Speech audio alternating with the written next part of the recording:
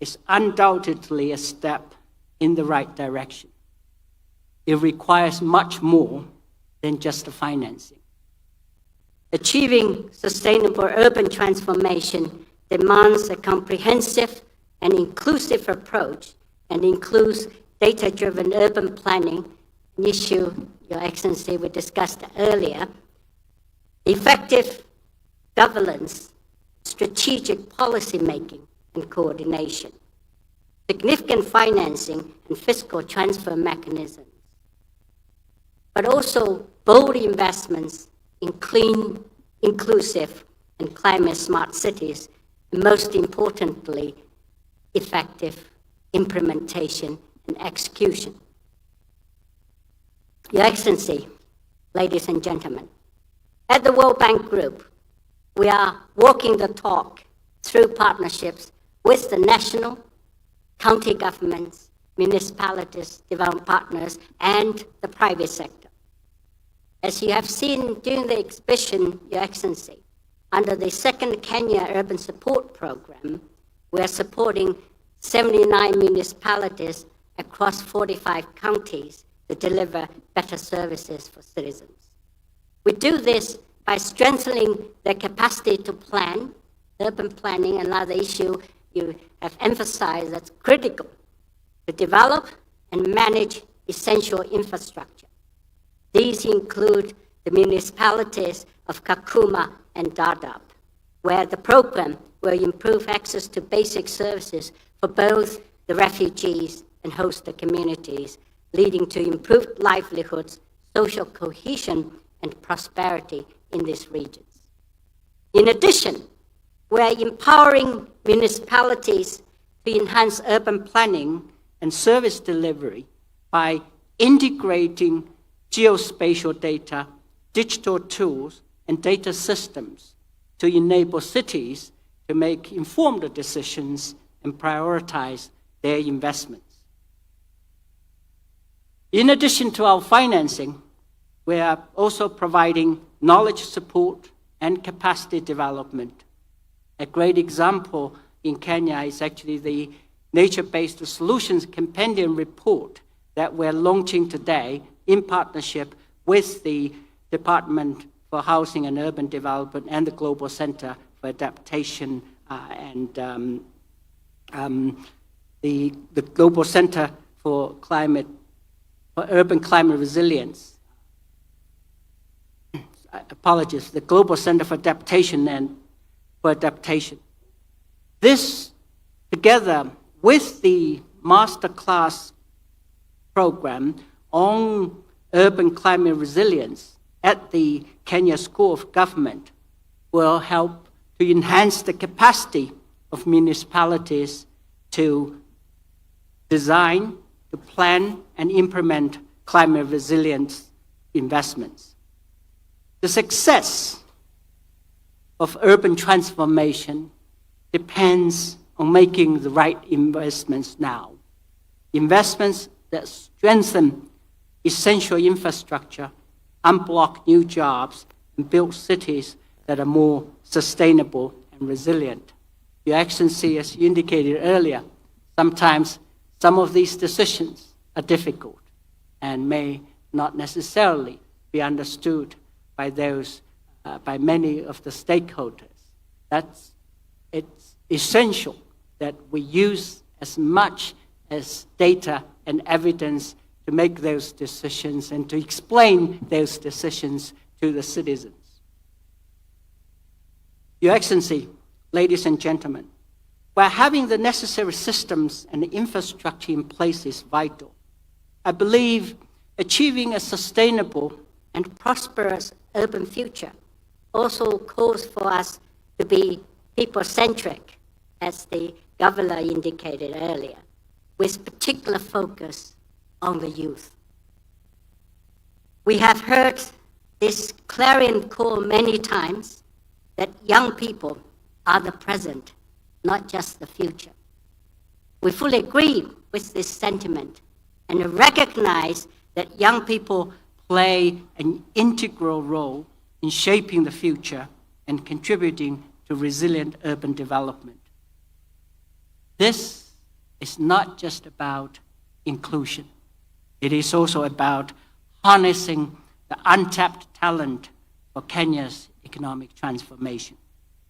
And in the Kenya Informal Settlements Improvement Project, we have moved to harness the potential of the youth by training and equipping young people, including women and persons with disabilities, to collect and analyze urban data using digital tools to support informal settlement upgrade.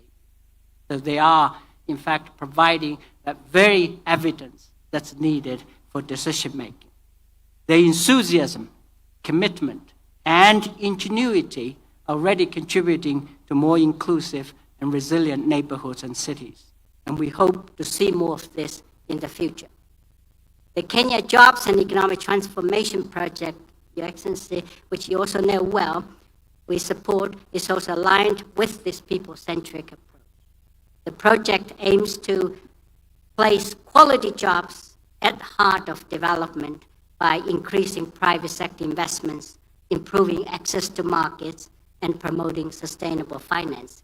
This $150 million project is expected to benefit at least 45,000 Kenyans, including 6,800 women, by creating new or improved job opportunities.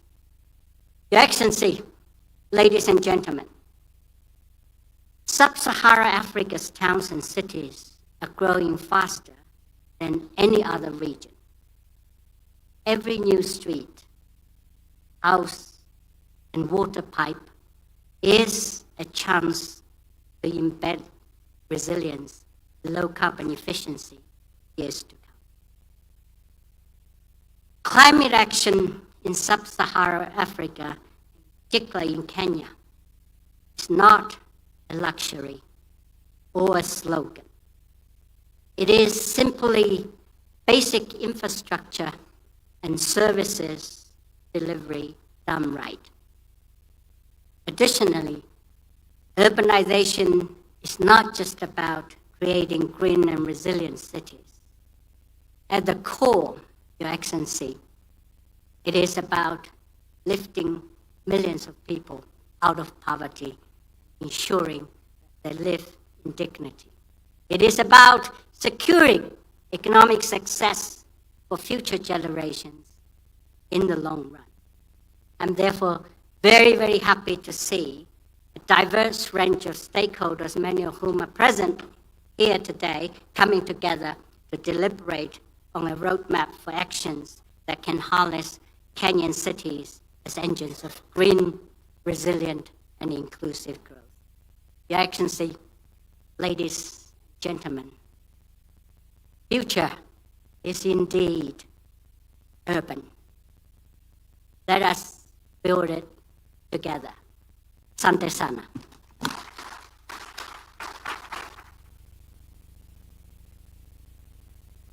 Next, Your Excellency, before we proceed to the panel discussion, allow me to now call on the Cabinet Secretary of Lands, Public Works and Housing and Urban Development, Honorable Alice Wahome. Tumpige makofi tafadhali. Karibu sana. Makofi tena. Thank you very much. Yes, let's not be dull. Your Excellency, the President and Commander-in-Chief of the Defense Forces of the Republic of Kenya, Your Excellency, the Governor of Nakuru County, Governor Susan Kihika, my good friend, and your entire executive. We have other principal secretaries in this gathering. With us, we have the World Bank, Country Director, World Bank officials present with him. We have representatives. We've just received a very good presentation by Anna Claudia, the ED UN Habitat. We have other UN partners here with us, other various stakeholders, and very key to this gathering today. Your Excellency, for us to make here, we had a committee that worked very closely with my state department. Of course, we have Hinga here with his entire State Department. Allow me, Your Excellency, to make a few remarks before we go to the high-level session by His Excellency the President. Your Excellency, it gives me joy to stand here, share this platform with the key stakeholders to speak about urbanization, which is undoubtedly the future of our nation development. My ministry, Your Excellency, is privileged to champion the growth and transformation of our cities and urban areas, the very engines of Kenya's socio-economic development. This, Your Excellency, is the second Kenya Urban Forum, and it presents a unique opportunity to reflect on our urbanization trajectory and affirm our collective readiness to shape a safer, more inclusive, resilient, and sustainable urban future. The theme today, Your Excellency, guiding our discussion is "The future is urban," driving Kenya's vision for urban transformation. And it is timely and significant. While urbanization in Kenya is unstoppable, its management is urgent and must be deliberate. Our cities and towns are expanding rapidly, often outpacing the planning frameworks and infrastructure necessary to guide the transformation. Your Excellency, urban areas hold immense potential to drive national development and county development. This potential can only be realized if we intentionally invest in robust planning, resilient infrastructure, efficient mobility systems, and sound governance. Enhanced revenue generation, Your Excellency, from urban areas through property rates and other income streams can only deliver impact if anchored on accountable and transparent systems. Your Excellency, I'm pleased to report on the significant milestones made by the State Department for Housing and Urban Development in establishing municipalities across the country. It has been alluded to. In the last 5 years alone, over 100 municipalities have been established as envisaged under the Urban Areas and Cities Act Amendment number 3 of 2019. Our current focus is to strengthen governance structures and enhance capacity for effective service delivery. Before the advent of devolution, Kenya's urban areas were governed under local authorities as per the now repealed Local Government Act. But the new Constitution 2010 brought into effect a devolved system of government, introduced a third level of governance, that is the urban institutions. The Urban Areas and Cities Act provides the framework for classifying, governing, and managing cities and urban areas, outlining institutional responsibilities while embedding citizen participation and accountability. Excellency Governors, some of you are here. Governor of Nakuru is representing also the COG. You are here today, and you can attest to the role played by urban boards in enhancing service delivery.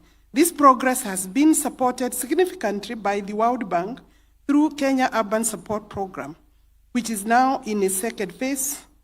We remain grateful for this strategic partnership. Kenya has approximately 1,200 urban centers, and with 120 municipalities officially chartered. According to the 2019 census, 310 urban areas meet the threshold of a minimum of 2,000 residents and qualify for classification as towns, municipalities, or cities. I urge county governments to accelerate classification of these centers to allow more structured planning and development. Our urban centers continue to expand, often into agricultural and environmentally sensitive areas. It is imperative that we delineate urban boundaries to promote densification and protect land for food security production, for food production, to allow food security to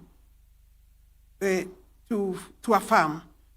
And environmentally, we have to look at environmental sustainability, and therefore, when we expand into agricultural areas, we take the risk of reducing land that is clearly needed. And this will also ensure accurate census reporting for future planning, especially as we project that half of Kenya's population is likely to be in urban areas by 2050. That is how the data is looking at. As urban growth, and that means over maybe 30 million Kenyans will be in the urban areas. As urban growth intensifies, so does the demand for housing. The Affordable Housing Program, a flagship under the bottom-up economic transformation agenda, sits at the heart of our efforts to provide decent housing while unlocking jobs, stimulating local economies, and transforming urban settlements. Your Excellency, we have seen renewed momentum in dignifying the lives of urban residents through housing and supporting infrastructure. The handovers in Mukuru, Kwaruben, and Homa Bay mark just the beginning. Many more developments across the country in every county are under construction, and many of them are nearing completion. They will be handed over in the coming months. These efforts are transforming our cities into inclusive, economically vibrant, and environmentally sustainable spaces. One of the pressing issues underpinning urban transformation is availability of land. Many cities lack adequate public land for essential infrastructure and housing. As a ministry, we continue to explore mechanisms to unlock land for public and private development, particularly for low-income housing. We are also implementing land management reforms through Athisasa to improve transparency and accountability. That means security of tenure. Additionally, we are reviewing and updating the National Building Code to align with global principles of energy efficiency, safety, and climate resilience. Towards that, Your Excellency, this last Friday, we did sign under Housing and Urban Development and Public Works and cooperation framework with IFC. It will cover technical support. Our National Spatial Plan also provides a long-term vision for spatial organization and integrated development, while the National Land Use Policy guides optimal and sustainable land utilization at all levels. Your Excellency, as we engage in meaningful dialogue today and tomorrow during this forum, I call upon all participants, county governments, development partners, private sector, academia, civil society, to renew the commitment to the urban agenda. Let us remember that cities are not just places where people live. They are where nations grow, innovate, and thrive. We are hoping to create homes within our cities. In closing, allow me to sincerely thank you, Your Excellency, for the unwavering leadership and personal commitment to Kenya's urban transformation agenda. Together with these people here, Your Excellency, the agenda is in good hands. I also extend my gratitude to all participants for their dedication to building a better urban future. Your Excellency, that is the end of my written speech. Allow me to say that last week, there were voices from the trade unions. Trade unions are the owners of workers. And I think there was, in my view, an unfortunate understanding of the housing program and why we are building houses. Your Excellency, once we build houses, you have seen the joy in the people who are the beneficiaries. It is accessing them a lifestyle. Your Excellency, it is not possible for a government like this one, for a State Department under your leadership. It doesn't make sense for us to build houses, blocks of buildings, without the necessary accompanying infrastructure. by way of civil works. Where need be, we are digging boreholes within the project area.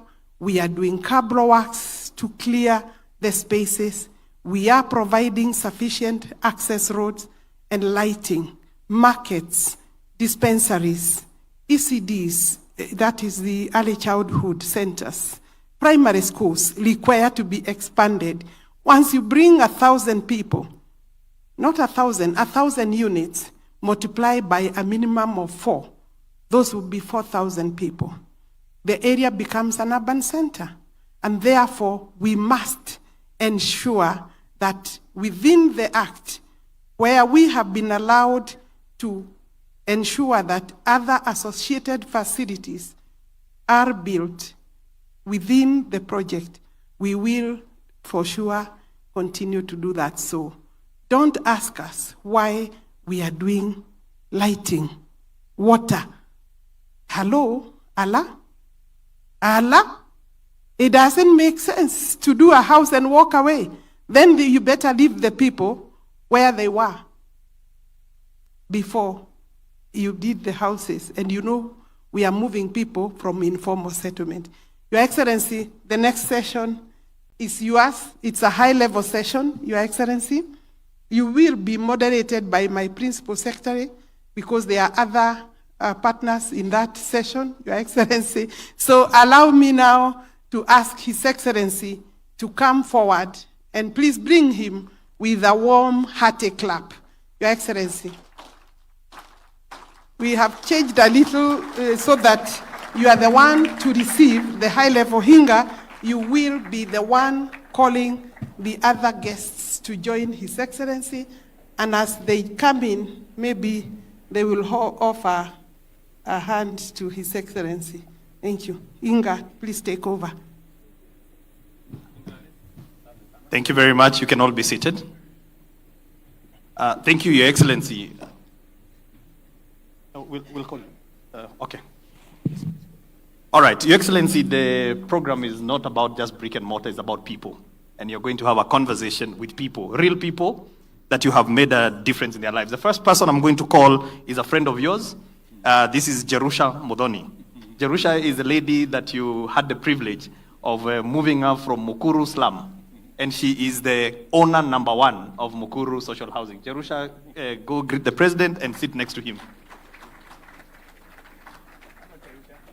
Followed by Peter Mwangi. Your Excellency, Peter Mwangi is a welder at our Bahati Affordable Housing. He's a chairman. You can go and greet the president. Your Excellency, these are the new millionaires, by the way. You know? Ukimwona hivyo, hawa ni the new millionaires. Kwa sababu he got a contract of 10 million, akajenga dirisha, and so akikaa hapo hivi hako mbaya sana, and he's going to be our new homeowner.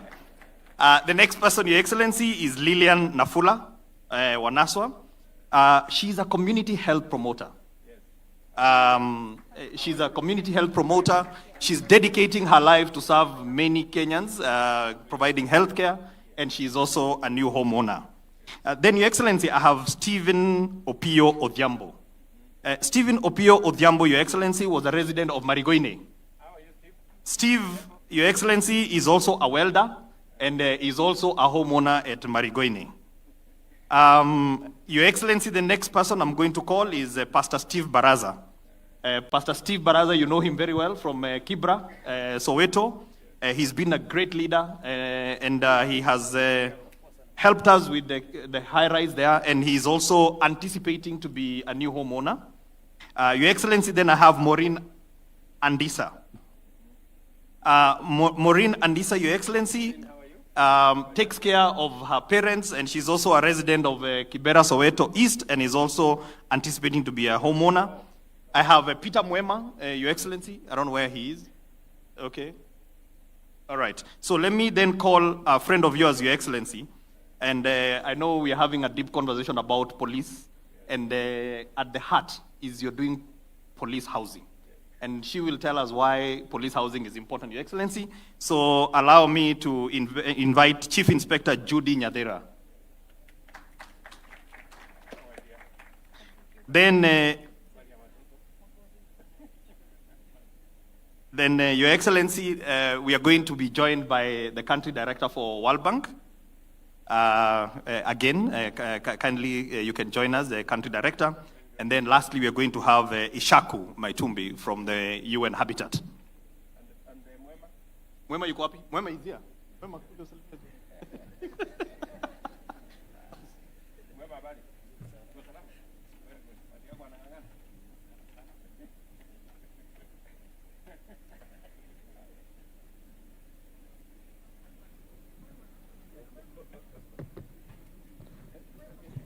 all right, and then a mic for the president.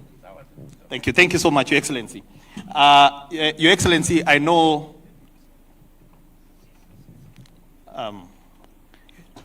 it's fine. Just put the seat here. Mwema, you can come sit here. Yeah. Okay. Karibu, Chairman Mwema. So, Your Excellency, in this country, we are implementing a wonderful program. About 2 or 3 weeks ago, I saw you being very emotional when you handed over the keys in Mukuru.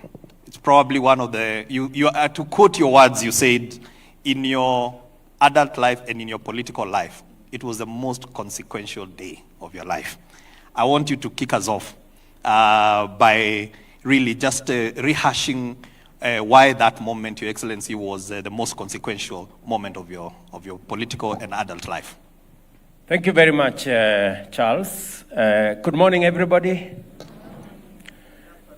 Oh, sorry. Okay, good afternoon, everybody. And welcome to this session. And my friends here, karibuni sana.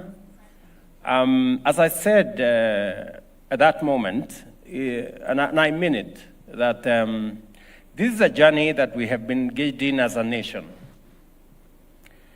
This journey we started at independence, when we passed the first law on housing. It is at that moment that other countries passed the law on housing. Many countries have made huge progress. Singapore, Malaysia, other countries have made huge progress. We didn't make as much progress as a country. We have, successive governments have tried to implement this housing program. We went through different phases.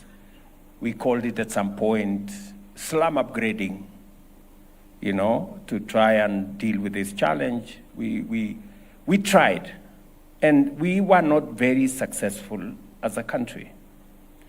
I remember when, as deputy president, we tried as the Jubilee administration, part of our Big Four program was housing. And you remember, Charles, that my predecessor, President Uhuru Kenyatta, told me, I have a very good professional in South Africa. And you remember we came for you from South Africa. Correct. You had a good job. But we told you, you have a country called Kenya, which is your home. And you were kind enough to leave the job you had, much more paying than what we were paying you, but for country, you came and joined us. And we tried then to get this program underway, but again, we weren't very successful.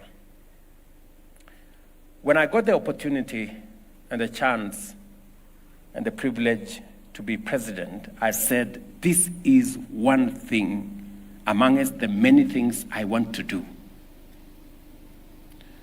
And because it is the right thing to do,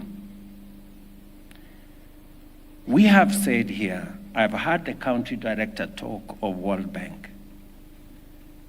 and all the statistics point to a future that is urban. And we have no choice about that future being urban, but we have a choice on what type of urban future we are going to have. Are people going to live in informal settlements? Are they going to live in slums? Or they are going to live in planned, dignified shelter that has dignity? And so, because Kenya is urbanizing. We've just been told by the country director of the World Bank, among the highest in the world, 4.3%. 50% of our population will be living in urban centers by 2050. Maybe 30, maybe 35 million Kenyans, maybe 40 million Kenyans will be living in urban centers by 2050. And many people ask me, who told you that Kenyans need houses? Why are you pushing this agenda of housing? You know, maybe you are pushing it for other reasons. But I have a simple answer. The answers, the statistics answer them. Kenya is urbanizing, the highest rate, some of the highest rates in the world. We will have 30, 40 million people living in urban centers. If we don't plan about it, we will be living in squalor, as many of our citizens are doing. Secondly, you have citizens that are living in subhuman conditions today. Go to any informal settlement. Mukuru, Soweto, you know, the famous Kibra, you know, just outside this hotel here, Karagita, just here, you have 10,000 people living in a small place. Go down to Molo. You know, I was in Molo and I felt very bad. You have close to 10,000 people living in a small place. You know, you have children staying in little houses with their parents. We had a confession from Kibra. It is the same in Kasarani right here, where kids, 10-year-old kids, are introduced to sex because they live in the same room with their parents. You know, those are the people who are firing my desire to drive this housing agenda, because those kids deserve better than we are giving them today. Those people in informal settlements deserve better from a government. And that is why you asked me about the consequence of my statement. That is why when I handed over the first keys on this program to my dear sister here, Jerusha, I said it and I meant it. It was actually the most consequential day in my political career, because we started to change the trajectory on how Kenyans live. And so that's why this moment is very important. And that's why I'm very proud that we are making these steps. And I must say, all the people who have talked before me, I listened to Susan Kehika. My dear sister, you made the statement I would have made. I mean, the understanding, I am very happy that from Susan to my CS to the country director, I mean, everybody, we are all appreciating what this is all about, you know? And therefore, this is a very important occasion for me and for us as a nation. And the progress we are making in this space speaks volumes about the kind of future we expect. Thank you, Your Excellency. We shall revisit some of those aspects very shortly. But Your Excellency, you know, in this country, we've had people talk about shareholding. But right next to you is somebody who, I think when you talk about shareholding, the right shareholding is actually when you own something. And I don't think there is anything that beats owning your own home. And Jerusha, Your Excellency, As I said, first, she's a widow. I think the Bible and even the Quran, many scriptures talk about widows.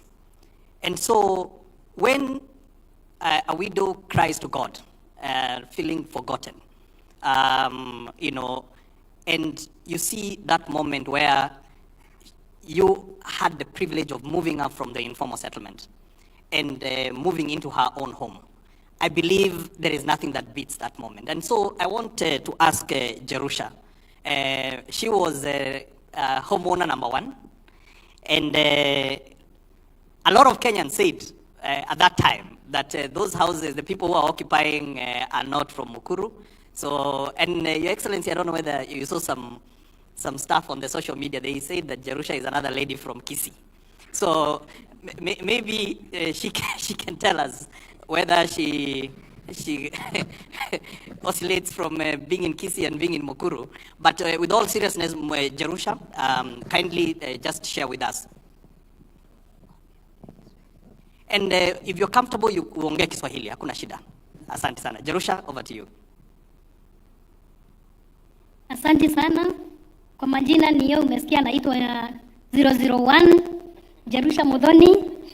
Mimi ndiye nilikuwa mtu wa kwanza kupewa nyumba na His Excellency na nikafurahia sana. Nafikiri mlikuwa mnaona kwa picha pahali nilitolewa kwa slums. Kwa kanyumba kalikuwa mvua ikinyesha ilikuwa ni bara. Lakini kwa sasa hata mkiniangalia kwa ile picha vile nilikuwa nakaa, sio vile nakaa saa hii. Nilikuwa nakaa kashosho kama mama hivi. Lakini within 3 weeks mnaona niko na utofauti. So hii mambo ya affordable housing ni ukweli, sababu mimi niko na hiyo ushuhuda. Nilipewa hiyo nyumba pale pahali tulikuwa tunaishi, maji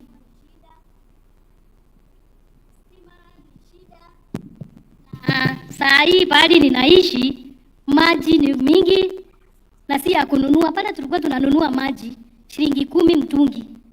Niko na familia ya watu 9. Ni maji ya pesa ngapi naweza nunua? Ilikuwa ni shinda, ndio unaona sasa ninaoga kwa siku mara 2 ama mara 3. Ndio unaona kauso kameng'aa hivyo, watoto wanafurahia sana. In fact hata tule tushosho nilikuwa nimeacha pale, tumehama tu wote, wamesema pale wakai.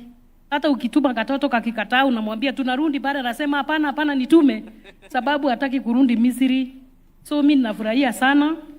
Na hata wale watu wanasema rais anatembea na mimi Kisii, ametembea na mimi Kisumu, nikipika samaki, ni uongo mtupu. Ni wale watu wanajaribu kupinga hii mradi, lakini haitustui. Tunasema kazi bila break, sababu alituambia anataka kuinua wale watu wako chini, awainue bottom up. Na ni ukweli, mimi nimeinuliwa, nimetolewa chini, niko juu. Na ninadhani pando nitaendelea nikiinuliwa. Pali tuko pale, security ni tight. Pale hata kuna parking, mkikuja kuna pali pa kupark. Your Excellency, pia hata nataka unimbaie kagari niwe nikipaki pale. Niwe mtu wa kwanza kupaki kagari pale. Parking iko sawa, kila kitu iko sawa, so kazi iendelee bila break. You can have a conversation with her, Your Excellency. Thank you very much, Jerusha. It is true. Vile na kuona leo kidogo iko tofauti. Sijui ni kwa sababu gani, lakini Mungu ni mwema. Na sio Jerusha peke yake. Tuko na wananchi wengi. Lilian hapa ambaye ni community health promoter. Just a simple person. She's also a homeowner in Homa Bay, I think. No, in Mukuru. We have, many people who are experiencing life-changing situations because of where they were and where they are today. Jerusha here has told you, in the Mukuru slums, 3, 4, 5 families share a toilet that you have to pay to use a toilet.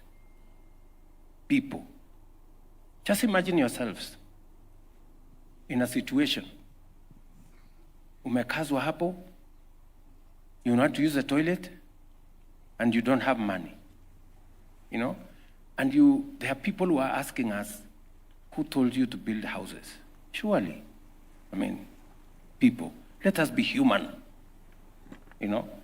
We have real situations that call on us to do something about. Jerusha hapa, kabla hatujaongea vile nitakununulia gari.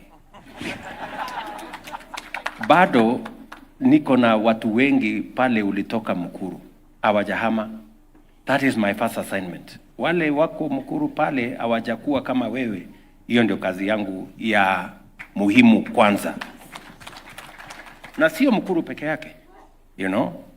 Tuko na watu hapa Karagita, tuko na watu Bahati, tuko na watu many parts of Kenya.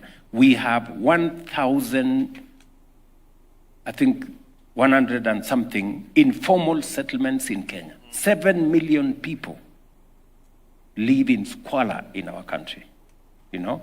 And the numbers are not going down, the numbers are going up because more and more people are coming into cities. And we must prepare and we must, you know, work ahead of time to make sure they don't come and join those in informal settlements. They come into organized, livable cities. And so, Jerusha, tuliongea wakati nilikuwa kwako.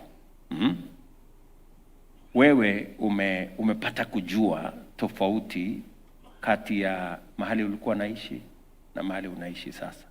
Yes. Ndio?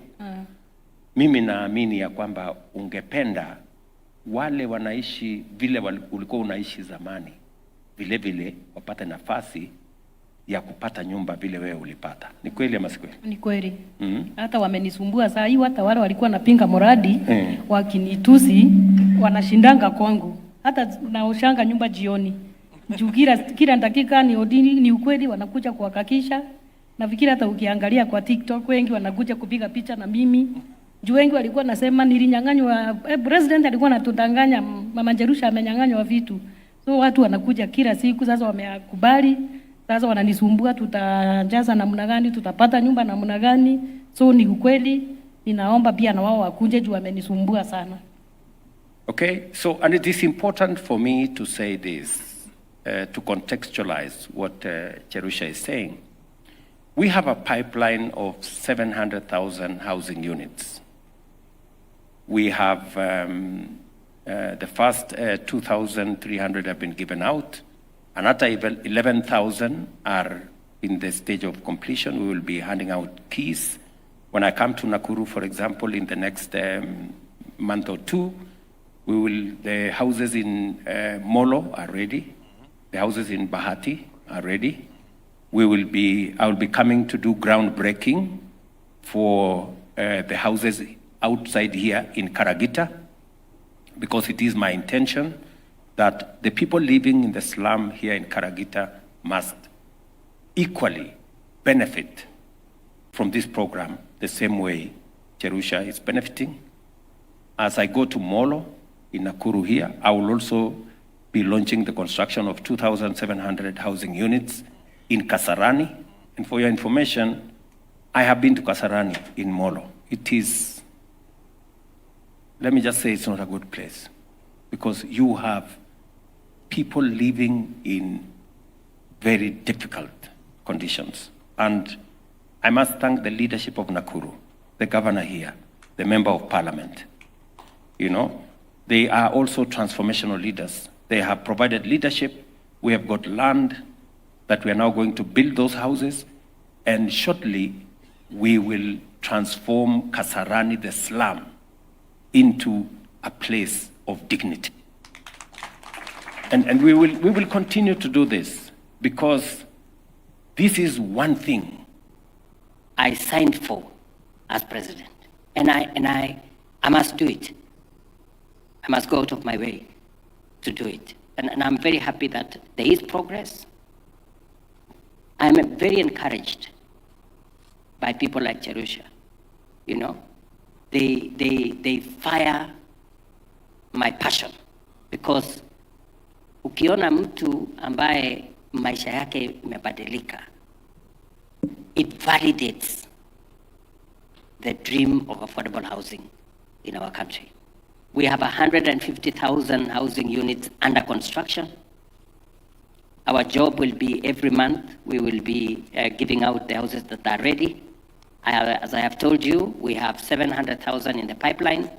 And as Alice said, we are continuously looking for pieces of land where we can do more housing units. We are working with counties. Very many county governments are now stepping forward to work with us on this. And as we do all this, it has to be wholesome. Mumesikia Cherusha amesema iko parking. Atakwambia pia hapo kutakuwa na shule, pale kutakuwa na soko, pale kutakuwa na hospitali, kwa sababu housing is not just 4 walls and a roof. Housing, according to the UN, and I have the UN representative here, when you talk about adequate housing, it comes with many things. It must give dignity, it must be sustainable, it must be livable. And that's why roads are necessary, social infrastructure is necessary, hospitals are necessary, schools and markets. And we will continue to engage with stakeholders so that they can understand why this is necessary. Sindio? Taka soko. Tunataka soko na hata shule iko karibu kuisha. So that time watoto watakuwa hapo. Thank you very much. Thank you. Moving along, Excellency, what I'm going to do now is, before I move to the conversation about the other impact this program has had on jobs, allow me to ask Lillian to introduce herself quickly. Then I will also give our sister, the corporal, Chief Inspector Judy Nyathira, to also say something. And then I will also ask Maureen and Lisa to just introduce themselves, because she's a homeowner. You moved in Nakuru. And Your Excellency, our men and women in uniform, they dedicate their lives to serve this country. And we owe them a duty of care, because majority of them live in very bad conditions. So I'm very happy that we have got Chief Inspector Judy here representing all the men and women in uniform. And we want to say that we have got a lot of police housing, military housing. I think in 2 weeks' time we will be launching 10,000 houses for the military. We have about 27,000 for the police. So I just want them to just quickly introduce themselves, and then just you can have a conversation with them. So let's start with Lillian. Just a brief introduction about yourself, then with Maureen, and then we will have the Chief Inspector. God is good. All the time. And all the time. Our Excellency President Dr. William Samuel Ruto, and all protocol observers. My name is Lillian Simiyu. I'm a community health promoter attached to Mukuru Health Center. I'm a mother of 3, and I'm a beneficiary of SEPU. SEPU is a slum upgrading program. I'm a homeowner, and Mr. President, we say thank you. Thank you very much for giving us dignity. Asante sana. Okay. Yes, Maureen. Bwana asifiwe. Amen. Kwa majina anaitwa Maureen Adisa. Mimi natoka Soweto na mimi ni kiongozi pale Soweto na tuko pale kwa mradi. Kwa hivyo mimi niko pale kwa mradi kila siku asubuhi, jioni pia nikitoka lazima nihakikisha nimeangalia hizo nyumba zinajengwa vizuri, so that ningoje ukuje unipatie. Yes. So yeye ako on the queue, ametuharakisha, amesema hizi za Mukuru zimeenda haraka kuliko zao. So hapa like Soweto tutamaliza. Chief Inspector Judy. Your Excellency, sir, Dr. Samuel Ruto, all protocols observed. Good afternoon. My name is Chief Inspector Judy Nyathira. a proud owner of the affordable housing in Bondeni within Nakuru. Your Excellency, sir, I want to thank you on behalf of the men and women in police uniform, for not leaving us behind out of this project. The history goes a long way, how the police live, from time immemorial in sharing, using a curtain, and you're sharing a house with your counterpart, no privacy, and a lot of issues going in there. From there, we were given again permission not to live in police lines and to go and rent houses outside. Your Excellency, that was a good step. But again, this is the greatest, where you're renting to own your own home. I'm proud that I've been in my home for more than a year, where I'm assured of my safety. In case I'm going to work outside, I know my family is okay. Social amenities, they're perfect. Water running all through, the lighting system, enough space, a place for children to play, and they can feel the comfort and they can feel living like any other civilian out there. So I must appreciate that it is a good step. All civil servants should go for it because it is changing lives. Thank you so much. Thank you so much. Your Excellency, maybe you can just have a quick word. You know, I have no words. You know, listening to my sister here, Lillian, you know, as a CHP, a community health promoter, you know, the dedicated service that community health promoters do around Kenya. And that through the process, she's now a homeowner with her children, is dignifying. It is a moment of pride, not just for her, but for us as a nation, that we can look after the people who not necessarily would have a chance to own a home. She now has a chance because of affordable housing. And in her space now, Lillian, are your kids school going? Are you? They are still at Mkuru. They're schooling at Mkuru. Yes. So you want us to complete the school soon? Kindly, like the school thing should be a priority, because I've noticed that watu wengi hata hawajaingia because of the school. Because unaona hiyo kucommute within Ruben to Mkuru, it's a bit far, and it's expensive also for us. So if you can do a school for us, Your Excellency, we'll be very proud. Very good. And how far are we with the school, Charles? The one we agreed, the ECD, which we will use as the primary school, you had directed us that in 1 month time, it be completed, and it is being completed. Very good. So in 1 month time, they should So be. Lillian, just bear with me a few more weeks, and then your kids will be safe in your neighborhood. I'll be very, very happy. And Thank also the market, sir. There are people who have a problem with me putting up a market. Can you please make a case for me to put up the market? Me, I will. Because we have seen the containers, they are already there, but now their location and stuff, hatujaona bado, Mr. President. And the market is very, very far. Yes. So you need the market within the development. Everything, all the Very good. amenities. Very good. Yes. Thank you very much. Listening to Maureen, you know, we are developing the first 4,000 units in Soweto. We have, I think, a total of 25,000 units that will be built in that space. Correct. And we have done, the 4,000 units hopefully will be ready, and I've given instructions to my team, Alice here and Hinga, that by January we should be able to give out the first 4,000 units. Yes, you've got it. And then the other units are following. So huyu mama umesikia amesema anachungulia kila wakati akipita hapo, nataka kuangalia hii nyumba itaisha lini, kwa sababu anangojea. Yes. Sasa vile niliwaeleza, sitaki Maureen angoje sana.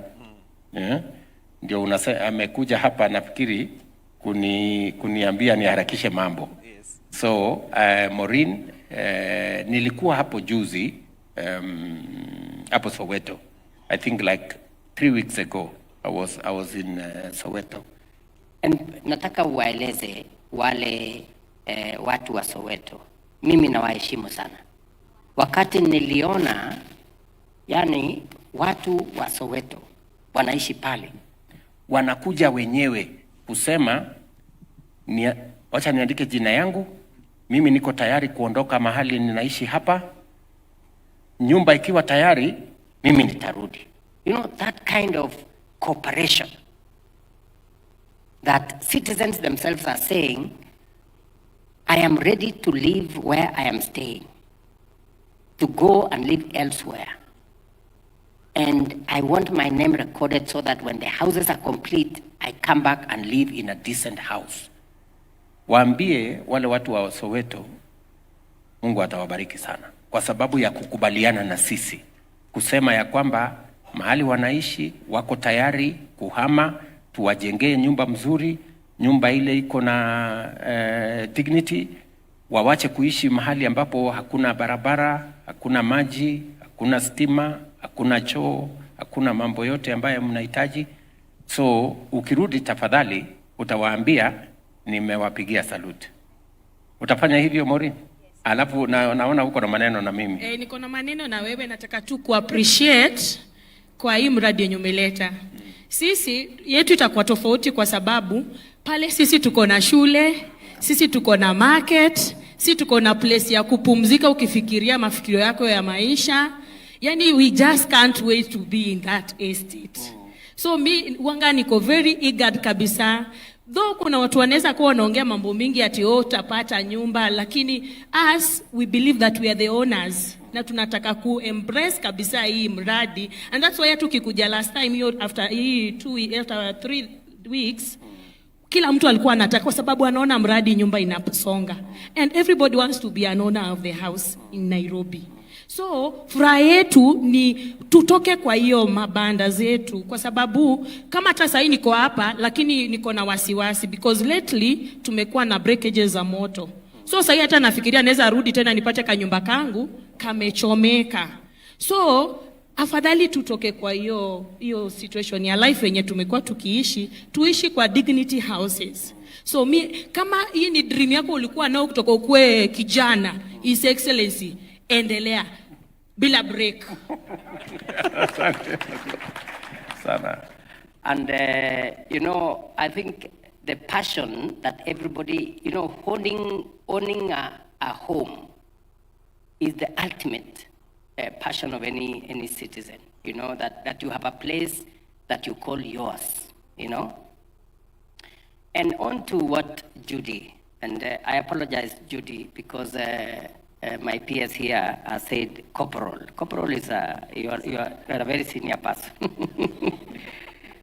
But titles aside, I was very proud when I came to Bondeni and you welcomed us to your home with your family.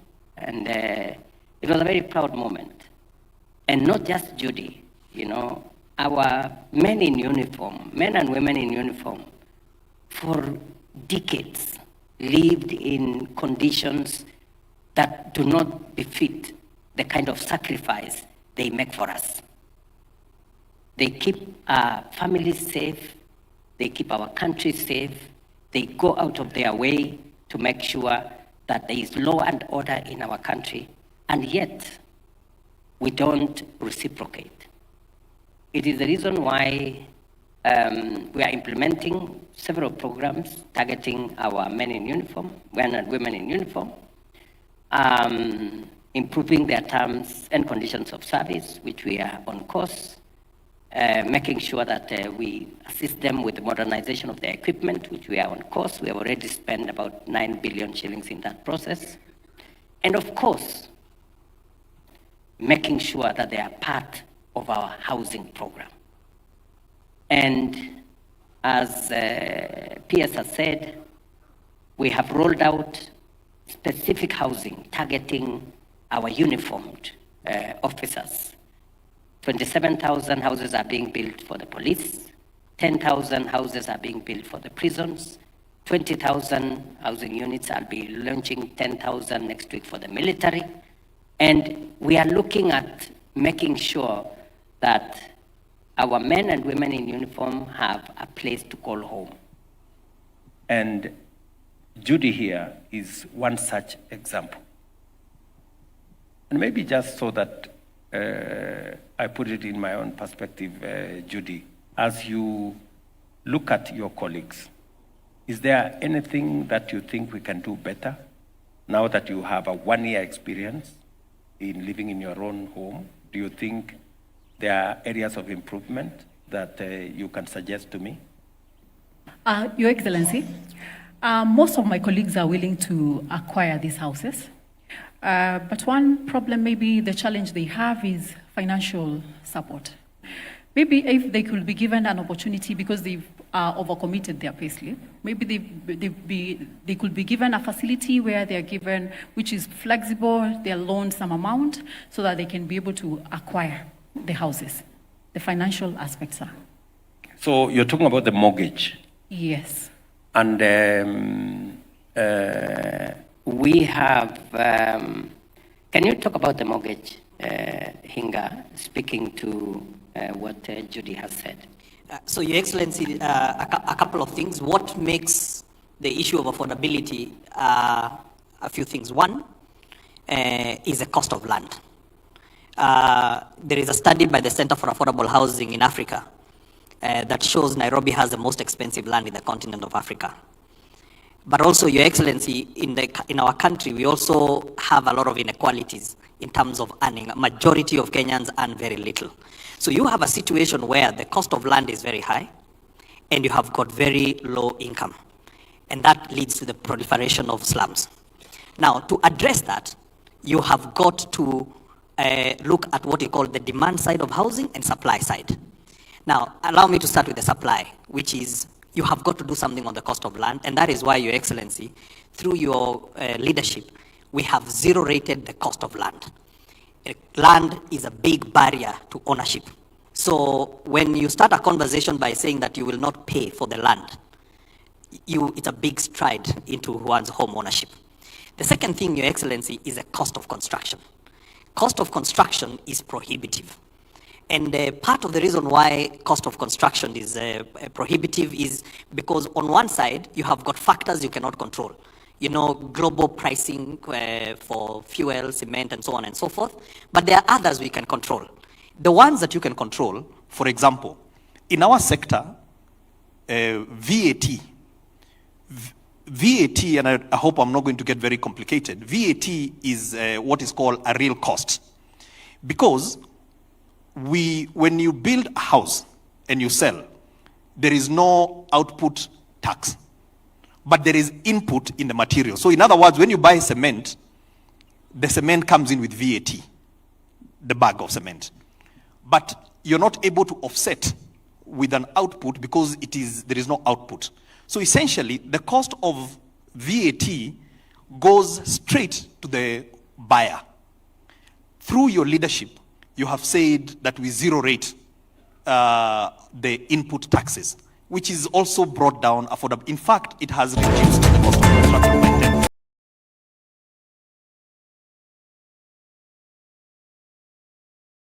We know that one of the reasons why Kenyans were fought so hard is because, we have not covered ourselves in glory. We have built projects at very high cost. You said from the beginning that one of the areas that we have to bring in trust to the people is cost. And what you did, you called 7 institutions. You called in Nairobi University, you called in Technical University of Kenya, you called in Kenyatta University, AAK, which is the Associate of Architects, IQSK of QSs, IEK, you had National Construction Authority, and you had National Housing Corporation. And you asked them to design for you a house and to give you a market cost. Your Excellency, I want to confirm that since we started this program, we actually have fixed the cost of the unit. So, and it is determinable, and anybody who wants to construct, there is no seeing the PS on the side, we disclose the price of that. What that has done, Your Excellency, is that it has meant that today there is a social housing unit that costs 640,000 shillings. Now, when you talk about 640,000, people can afford. The World Bank, here, Your Excellency, did a study in 2017, which is titled Unaffordable and Unavailable. In that study of 2017, it showed that the average cost of a house in Nairobi was 11 million. So you've moved from 11 million to 640. That is a significant difference. That's why you have Jerusha and Lillian here who are homeowners today. Then, Your Excellency, you have the demand side. The demand side is about the cost of financing Kenyans. Your Excellency, before this program, and we have been having a high interest rate regime, interest rates for people who had homes reach even 20%. Under your program, you have got 3 interest rate regimes. You have got a social housing, which is 3%, fixed. So even if in 10 years, the interest rates in the country goes to 30, this person will still be paying 3%. It is fixed. The other one is affordable housing, which is 6%, again fixed. And then for everybody else who is in the market units, like myself, and anybody else who is interested, it is at 9%. So the most expensive mortgage you will get is at 9%. The last part is the tenure, the how long you pay. Now, in this country, Your Excellency, we've not had long-term mortgages. Again, through that study from the World Bank, it showed that the average tenure of a house was 7.5 years. So if you have got expensive land, expensive construction amount, which leads to 11 million, in expensive interest rate, that's why, Your Excellency, for a country of 50 million Kenyans, you have only 30,000 mortgages. So those things don't happen by accident, they happen because the system is broken. So what you have done is we have reduced all those things. So what does that translate to? It translates to Jerusha paying 2,800 shillings for her house. This is the same amount of money that she was paying for that shack. She also pays service charge and pays for it.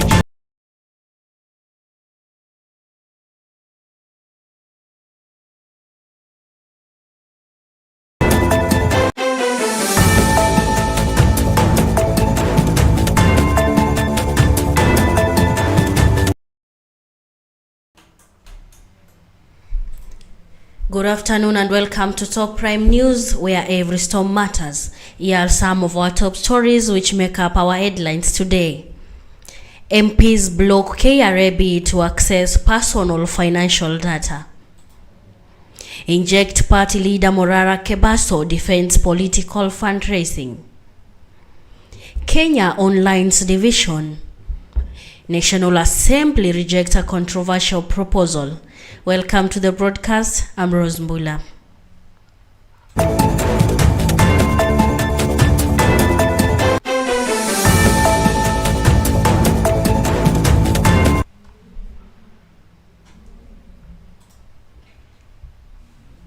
Good afternoon and welcome to Top Prime News, where every storm matters. Here are some of our top stories which make up our headlines today. MPs block KRA bid to access personal financial data. Inject party leader Morara Kebaso defends political fundraising. And Kenya's online division. National Assembly rejects a controversial proposal. Welcome to the broadcast. I'm Rose Mbula. Kenyan members of parliament raised serious concerns over delayed pension payments of retirement public servants, sparking over 20,000 engagement on X out of 222 billion allocated for pension and gratuities. This has left thousands of retirees, including former teachers and security officers, by declining tax revenues and rising debt obligations as fueled the delays, prompting calls for urgent reforms.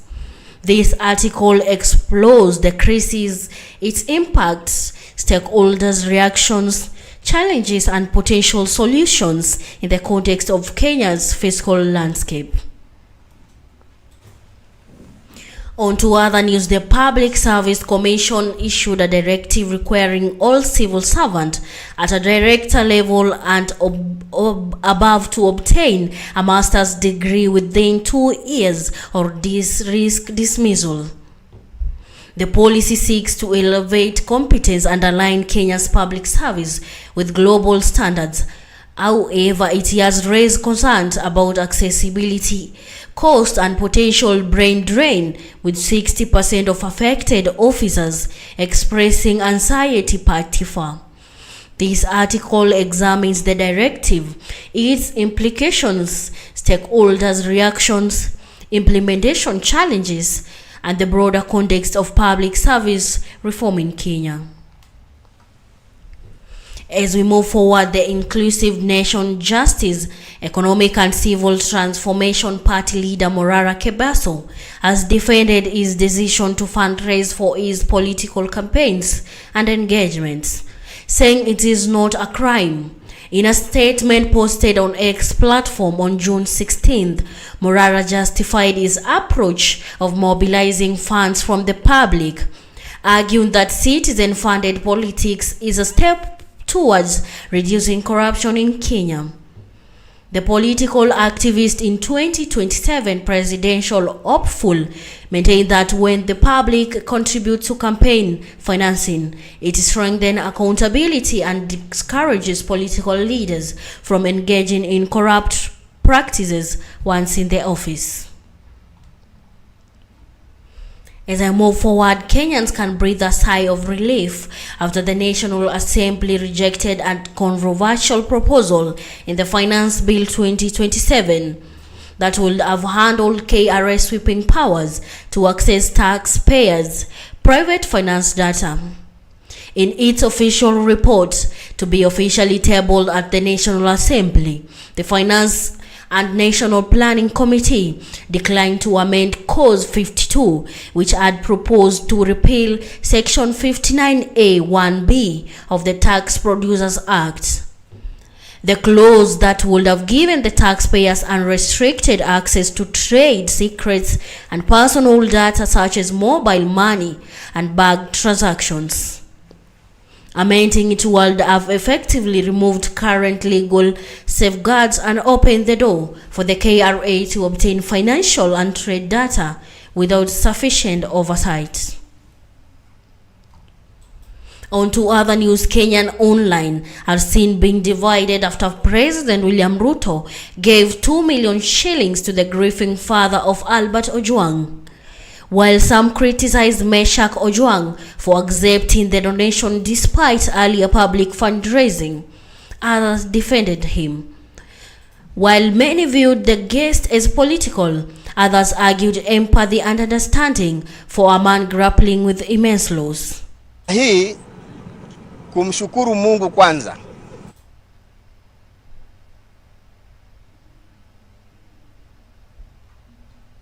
Ujumbe wa msiba hapa nyumbani, sababu tangia nitoke hapa niende Nairobi, niliondoka hapa ikiwa nimemfuata Albert akiwa ni mgonjwa, akiwa ameshikwa na polisi. Lakini habari nilizopata huko ni jana ndio nimeleta habari kwa watu wa Kakothi na Kokwanyo kwa ujumla kwamba Albert ameaga dunia. Kwa hivyo ni wakati wa maombolezo, na napenda kuchukua fursa hii kumshukuru Mungu kwa ajili ya hayo, kwa sababu wakati huu kutoka hapa na kuendelea mbele ni Mungu tu tunategemea atusaidie. Ni Mungu tu tunamtegemea. Kwa mengine mengi ambayo yako, kama si Mungu hatutaweza. Kwa hivyo nimekuja kwa sababu ya kuleta ujumbe wa kifo, na bado tunalia. Nafikiri ni hayo niko nayo.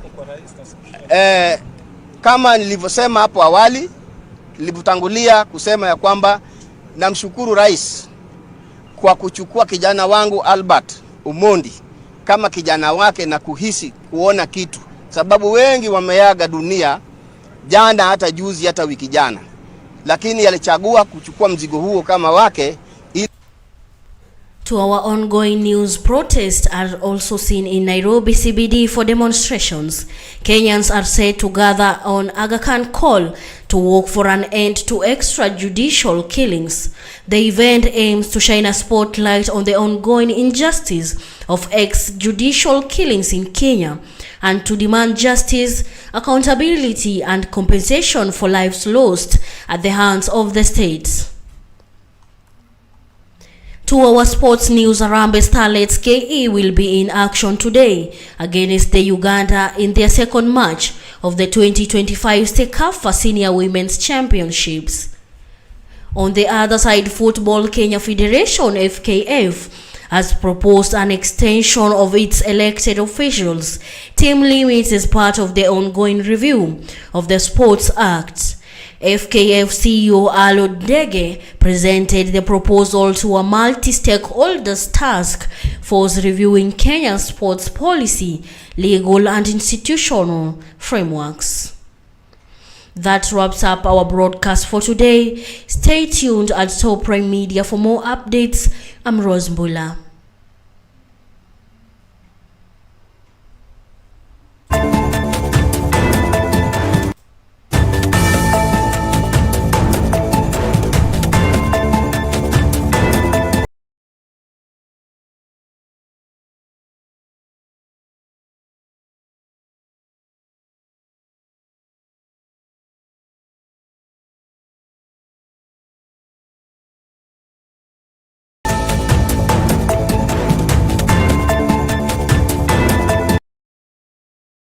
Peter Mwasia, working with Leewide Enterprises Limited as the company manager. Yes, Leewide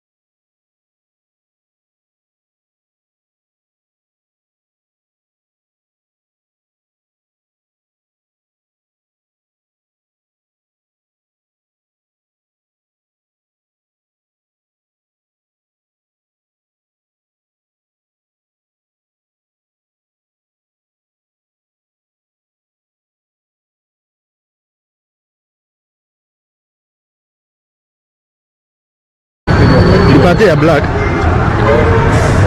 Rudia 07 41 41 82 27 38 yeah 27 41 82 27 38 yeah nitoke 40 utupe ngapi? Simchukue bibi hawa si wamenyang'anya hata nyumbani. Utachukua moja ndio. Utachukua moja. Kwa. Haya. Wewe basi,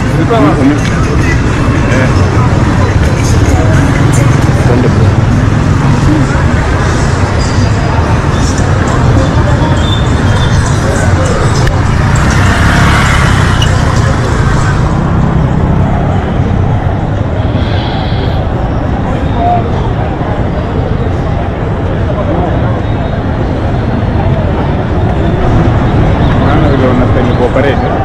Kiingia sana nafanya nini?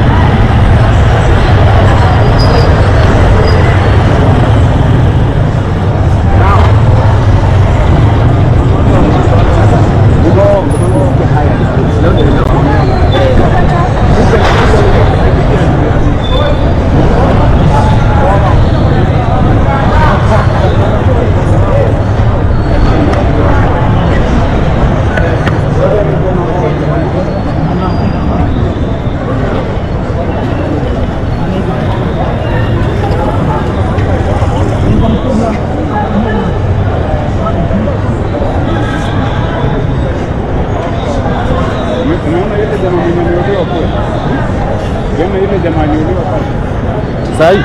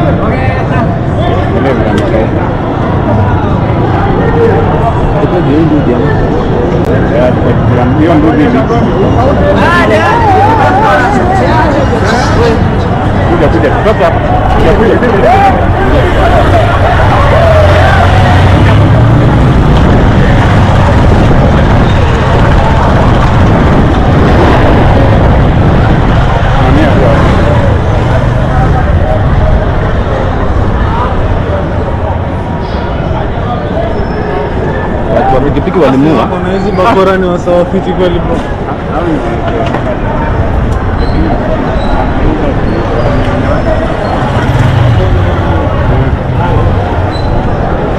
Dada, maliza hiyo shughuli za miti na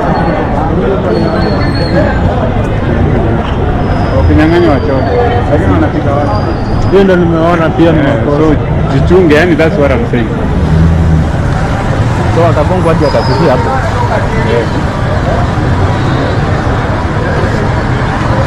Si kama ni kusenta ni pay, kama ni ready ame. Alisikia alia.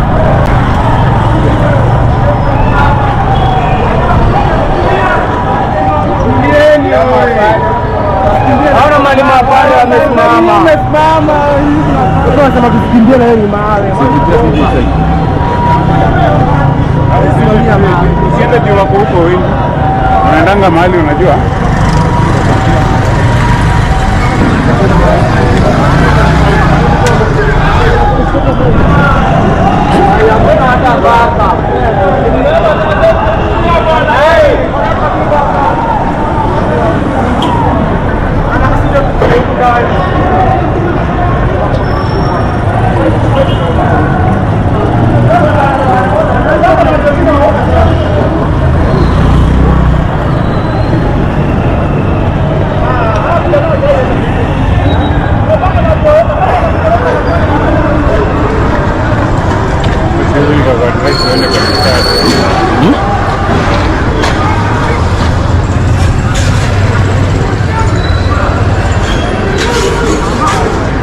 Ngoma wengine imeenda shule.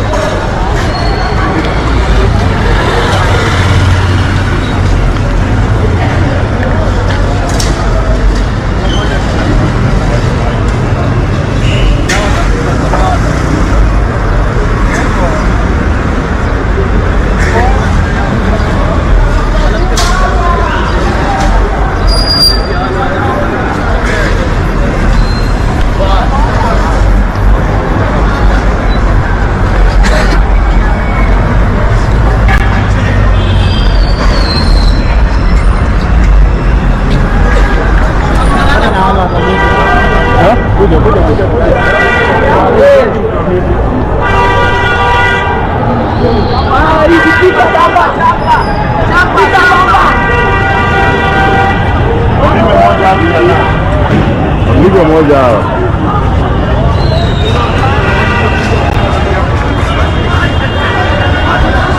Okay. Magari mbele.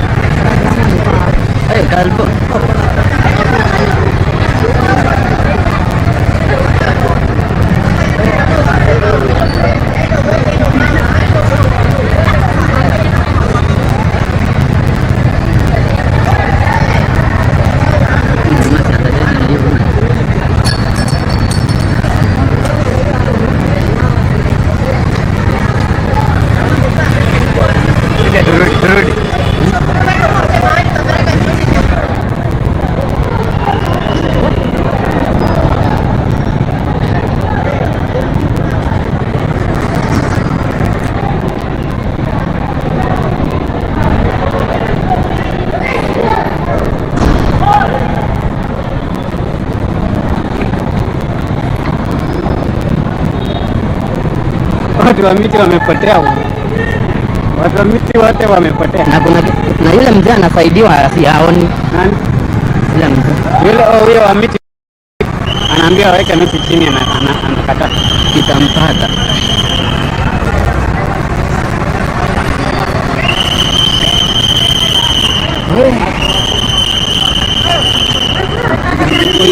Kuchonga hiyo tika ijalipuka. Haina pini. Haina pini, inapolipukia inakufanya mikono kama kipingili. Haya.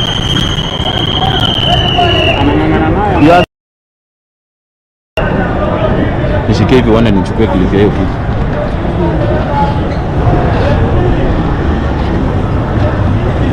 So guys, karibuni sana. Thank you so much. The best thing now you can do for me is to send hizo gift zenyu. Mtume hizo gift zenyu. Mtume hizo gift zenyu leo. So kuna group za county force yenye inasema that oya, hiyo kitu haijalipuka. Italipuka kwa mkono hapo. Acha nayo. Amkusaidia. Bro. Ndio corruption. Sasa isha katika hizi chukua.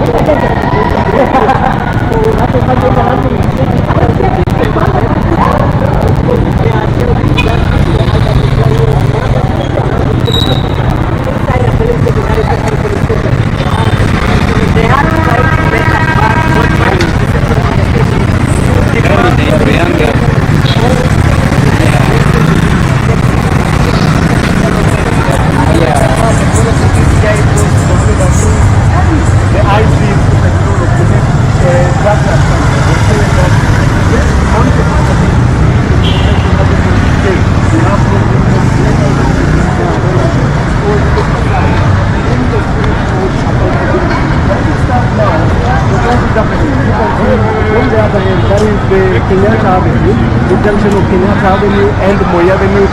Police are now engaging the protesters who have made all this is happening.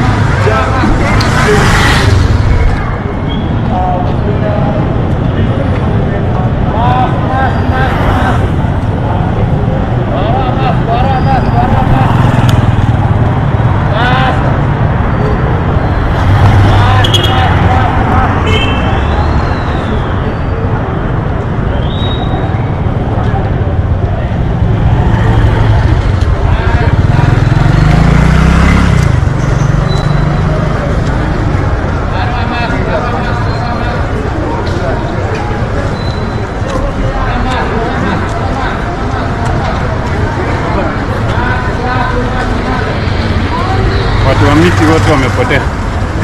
Bro, utadedi. Watu wa miti wote wamepotea. Utadedi.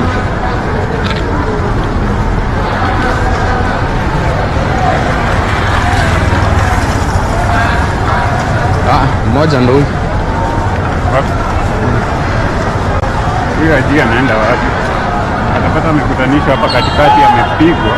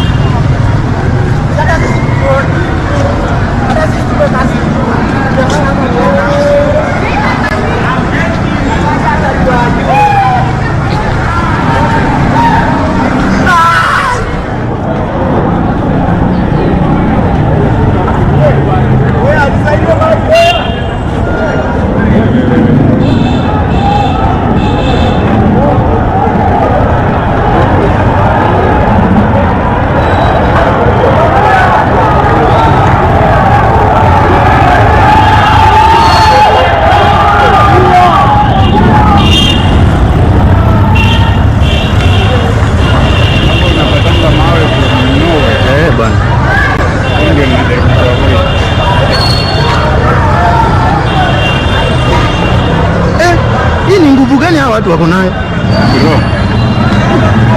Unaona hii?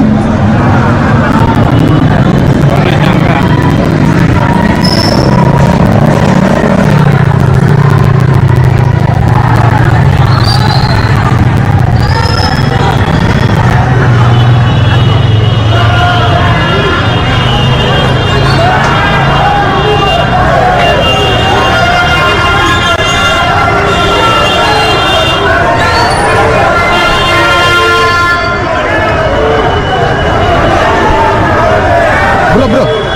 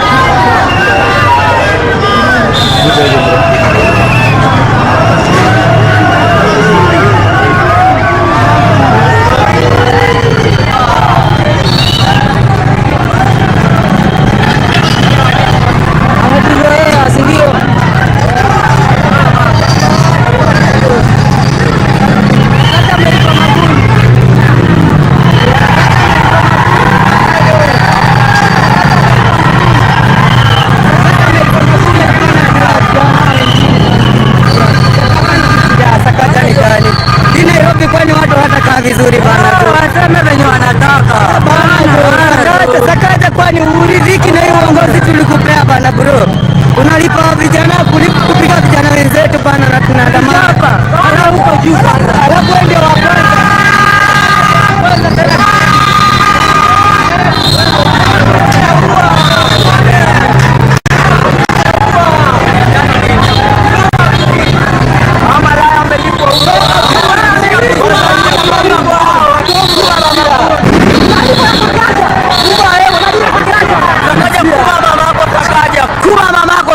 Sakaja. Sakaja pia tena na yeye. Wale mjambo kutumoja na mbele.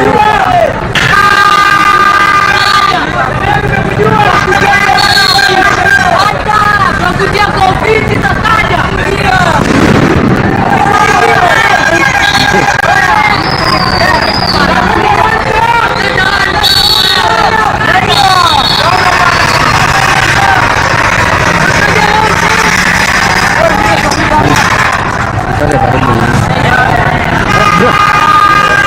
Kuja tuende hivi.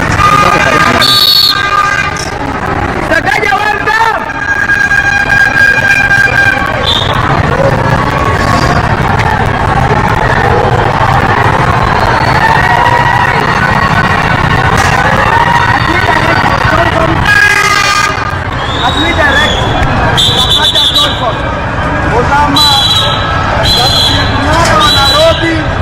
alikuwa anasimamia ati wana At that time, the Sakaja surely the problem that he created in Kenya. Surely they took Nairobi kwenye Ojon waliuliwa. Hawajalia mikono yote nani? As my friend,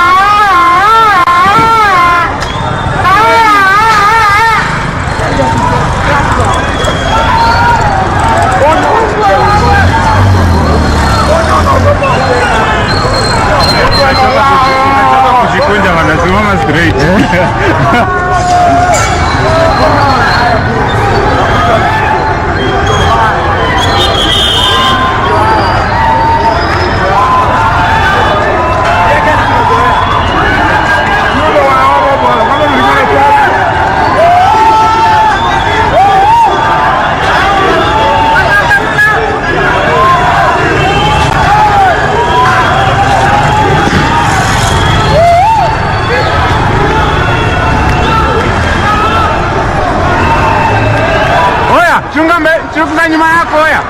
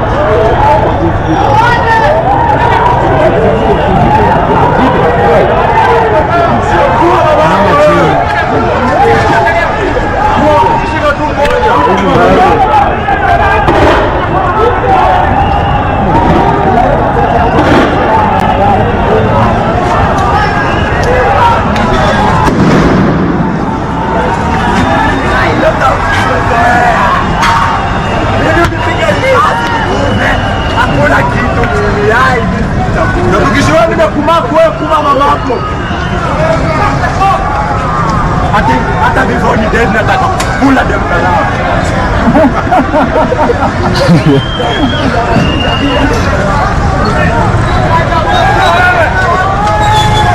Wewe kuma mamako.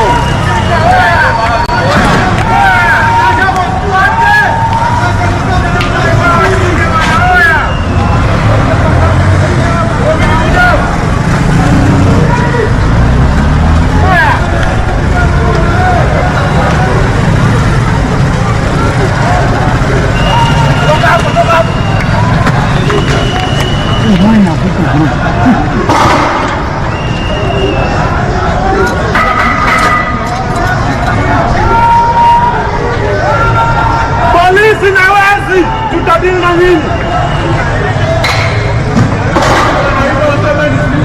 Tiki tiki.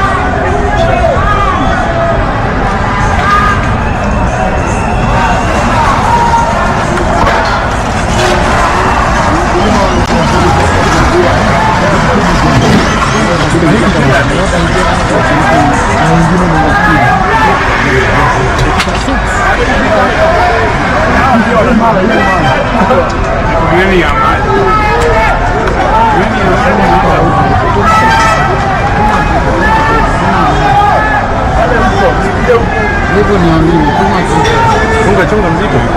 Oh, blokeane.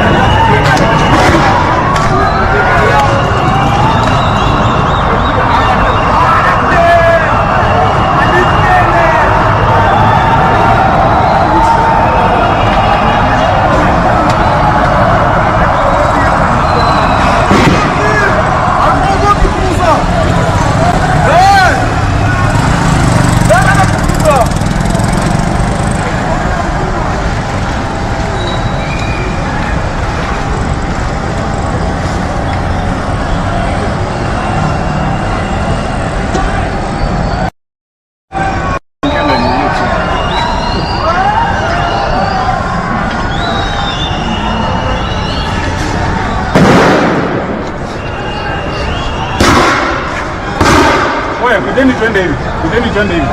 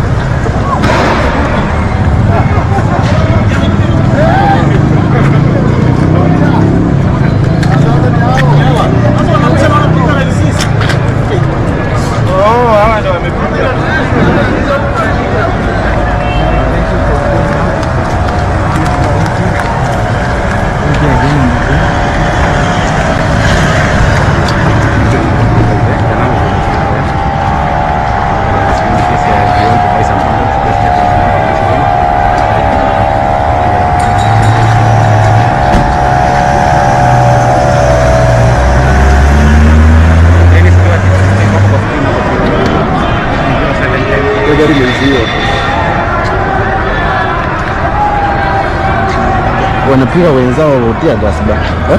Polisi wanapiga wenzao. Hata ndio wenyewe wamechanganyikiwa. Unajua wale playlist bado hajaachiliwa, wanakuja saa 9. Polisi. Kuna wale saa 9 sasa. Plain clothes. No.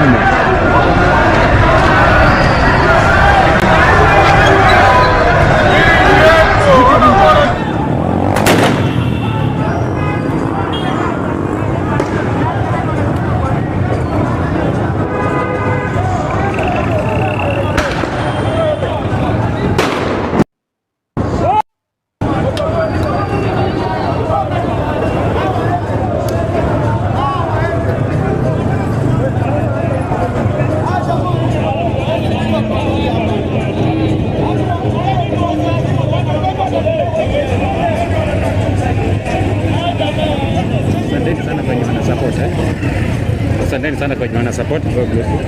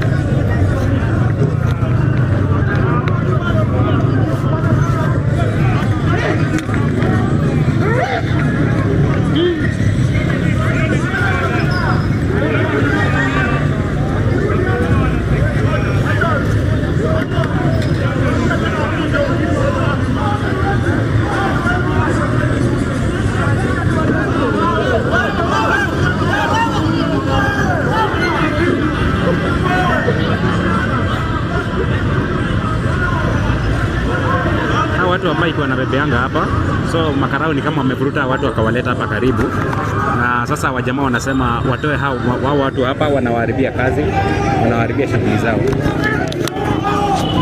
Watu wa pikipiki wamesema hao watu watoke hapa, wanawaharibia kazi. Ndio hao.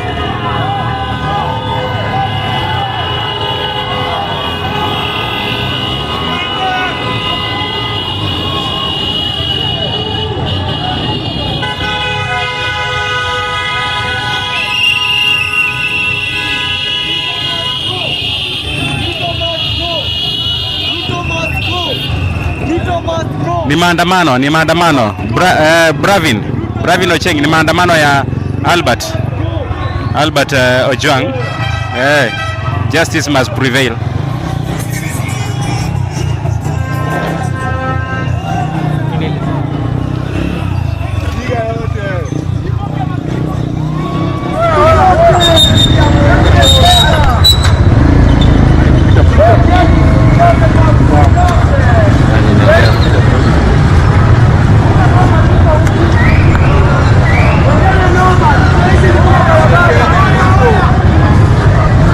Sakaja wajakula wameshindwa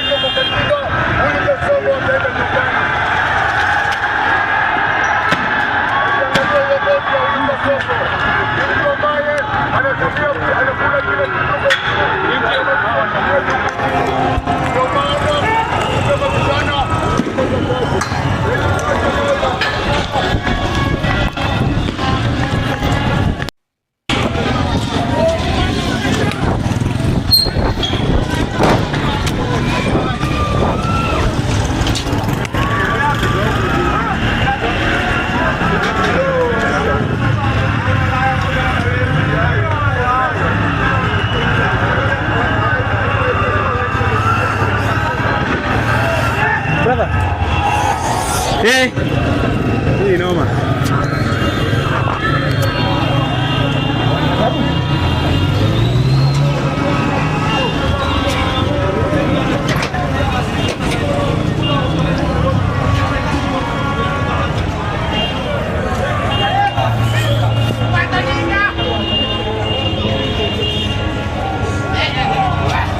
Siwezi nika receive call guys. Siwezi nika receive call.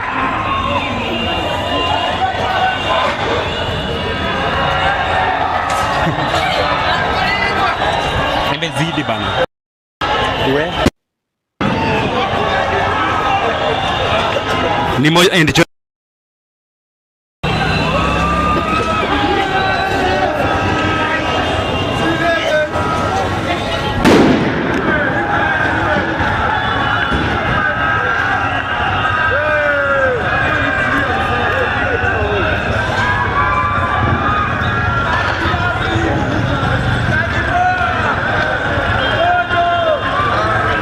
We. Hey, leo ni tali. Umeshika? Sawa. Sawa.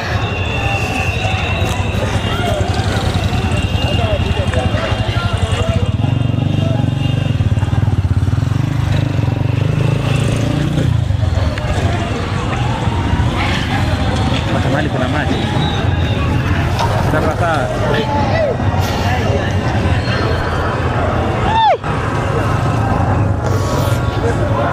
kuja.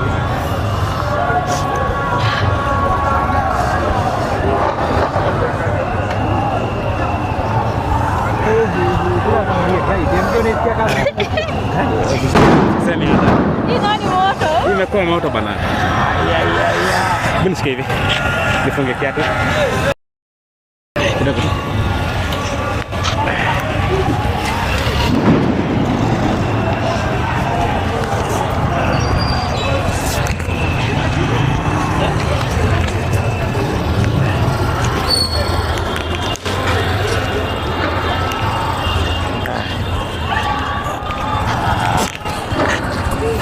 We. Leo wameiamulia.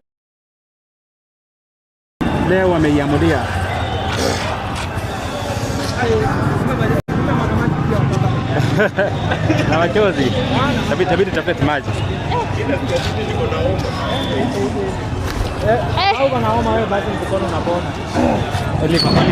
Oliver Angela, thank you so much. Watu wa subscribe Watu wa subscribe.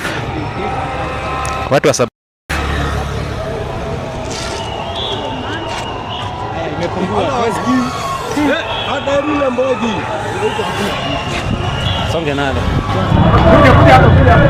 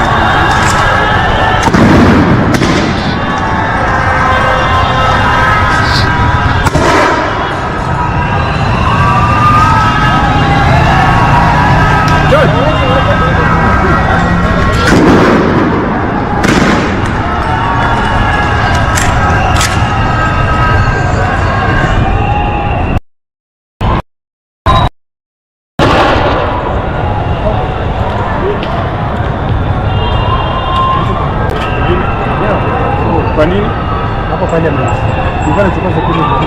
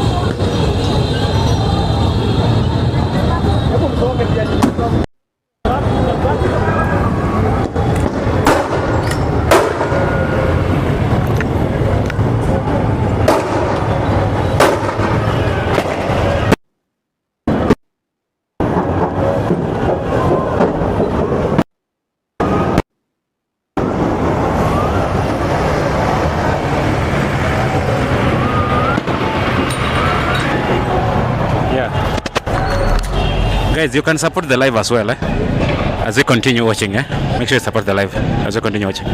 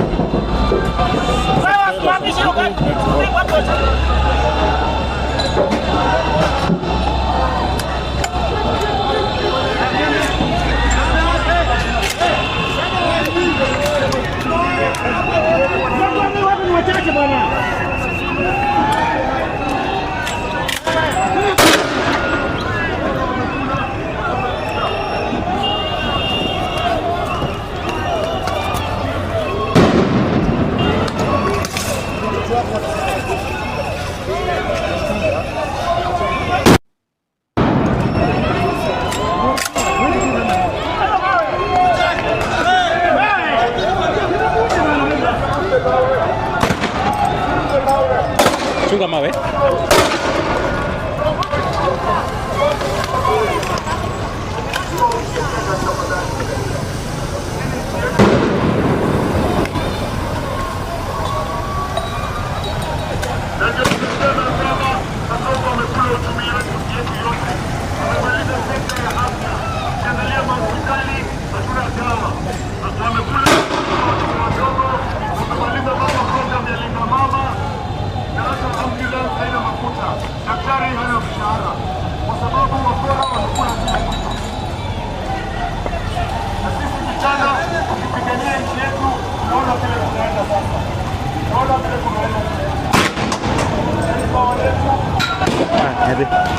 Yeah.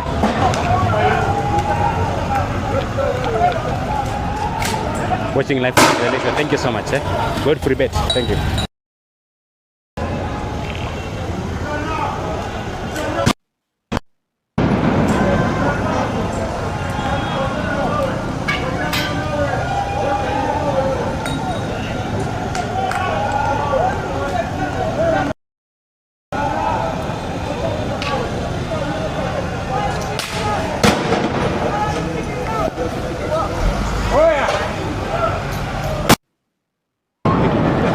Cheki. Ana green. Unaona?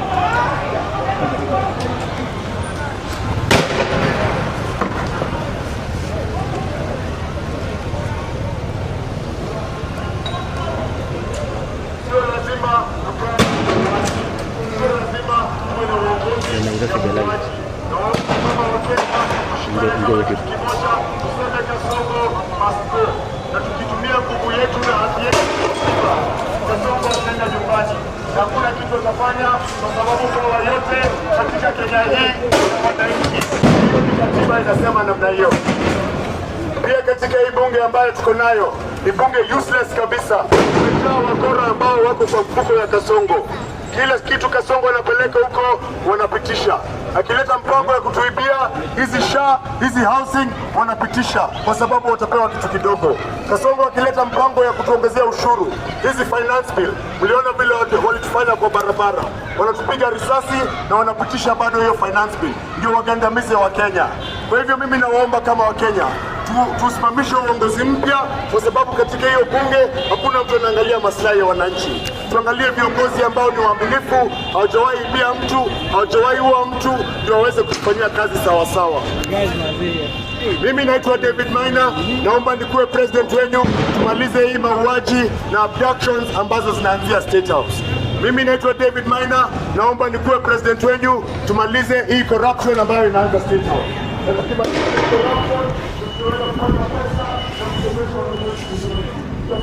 Nation Center. Hapa hivi Nation Center. Hiyo Nation Center.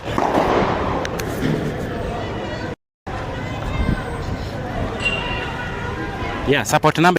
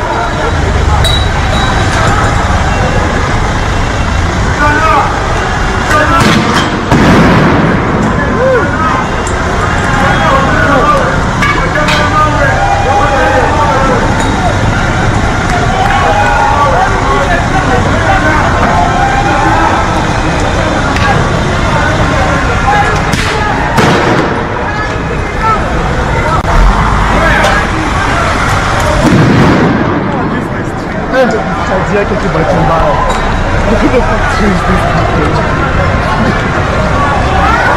These guys are crazy, man.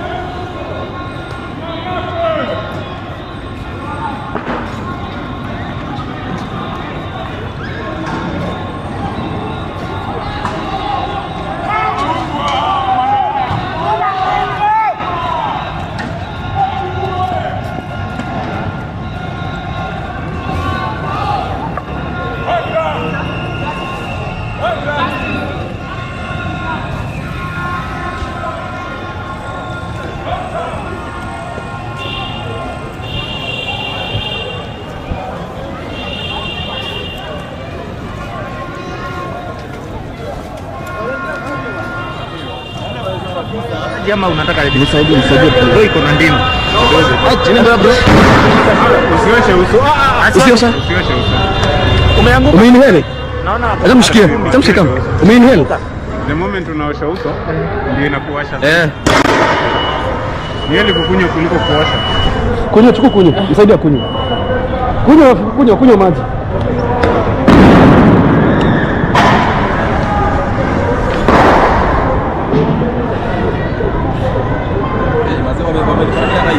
Umebaniwa? Sahi. Kwa nini nikashuka kidogo? Kwa TikTok? Yes. Oh, pole. Nampea tu maji. Ngoja kunywa maji. Tunasonga nini? Si maandamano. Pole bro.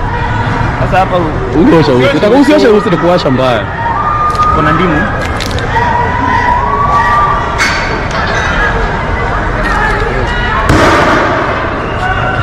Turudi. Chukua pause kidogo, tulia kiasi. Hata nikushikia. Hivyo kutoka dakika 5 hivi.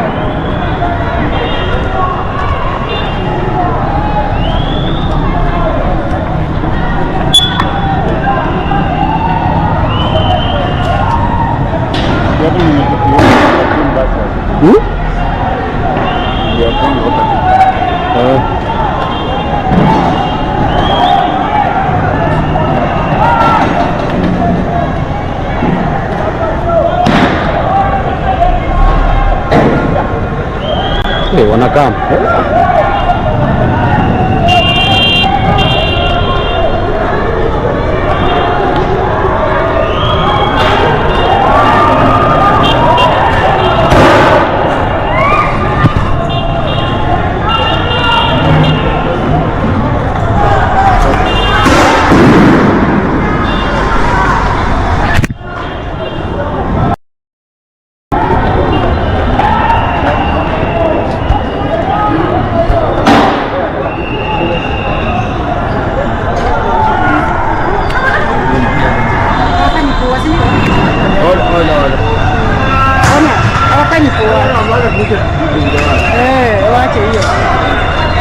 Unyo polisi ni nini mwaishia tear gas.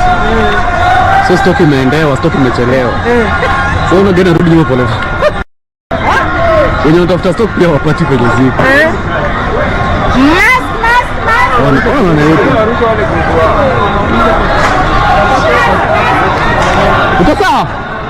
Uko sawa?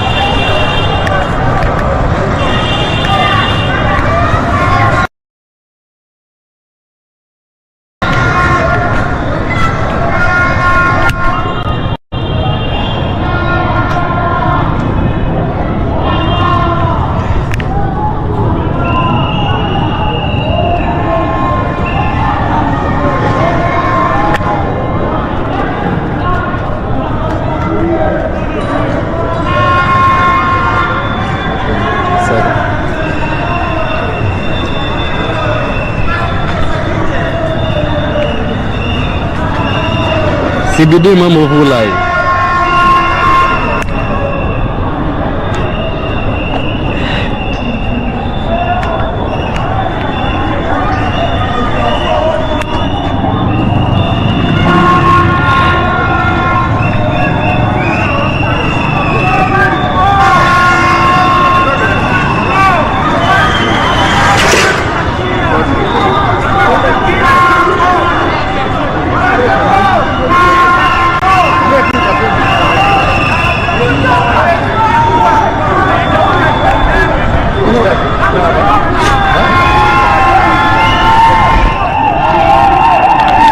Unafilaje? Unafilaje?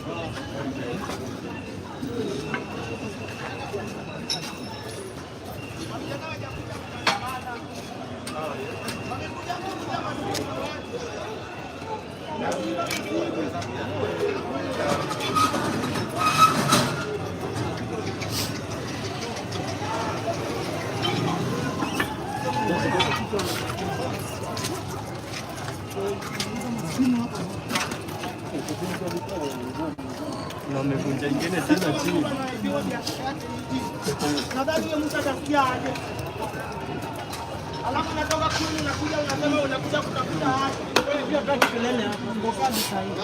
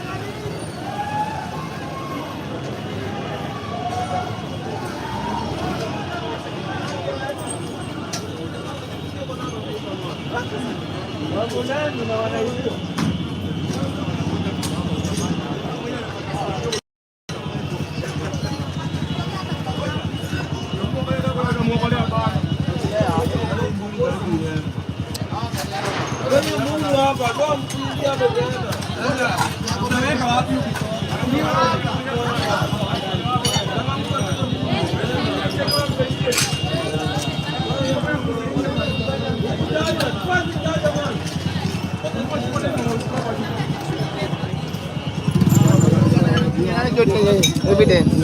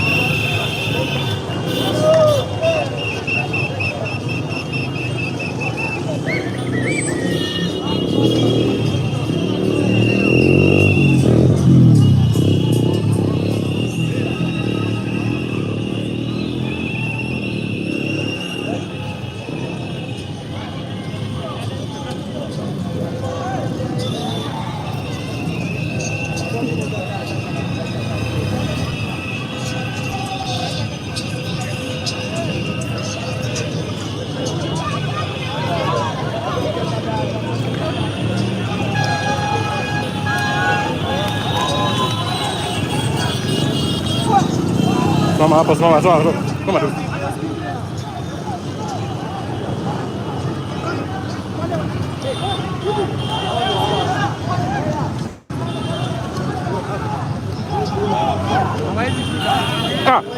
Bana.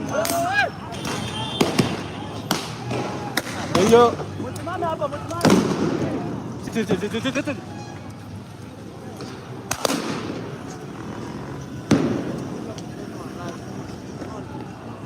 Nakupiga, iza. Iza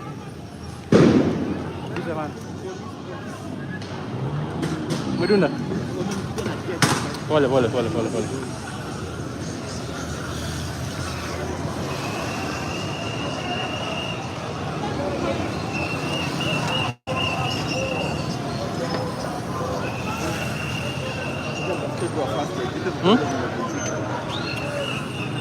Unaona mtu wa Eid leo kweli kulikuwa na bweza kwa reflector.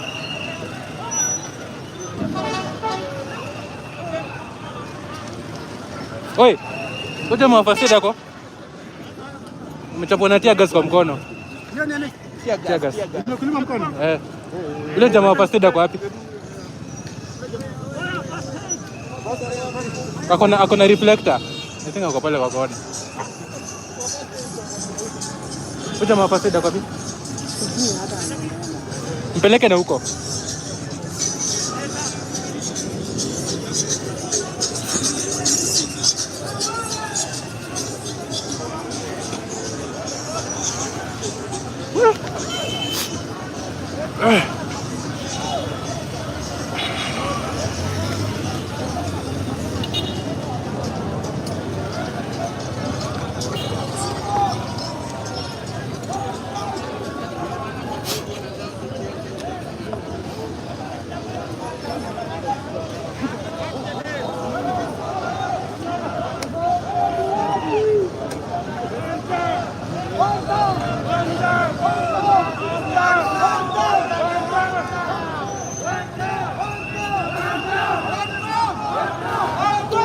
Jamani atatuchomea hapa.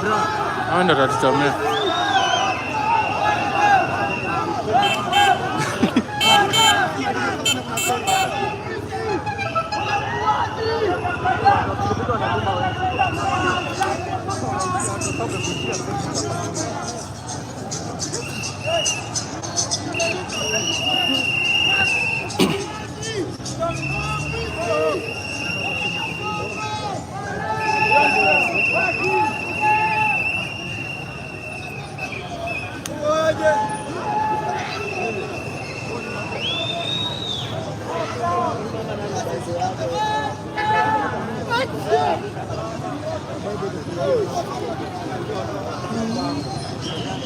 Amefunga afadhali.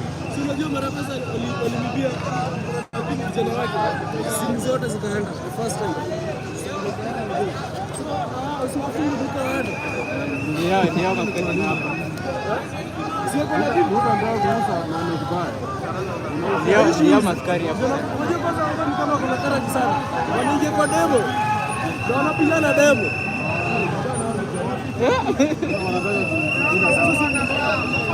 Ametoa panga, panga kila wewe ametoa panga. Wewe hivi huwezi muibia. Haya. Chunga.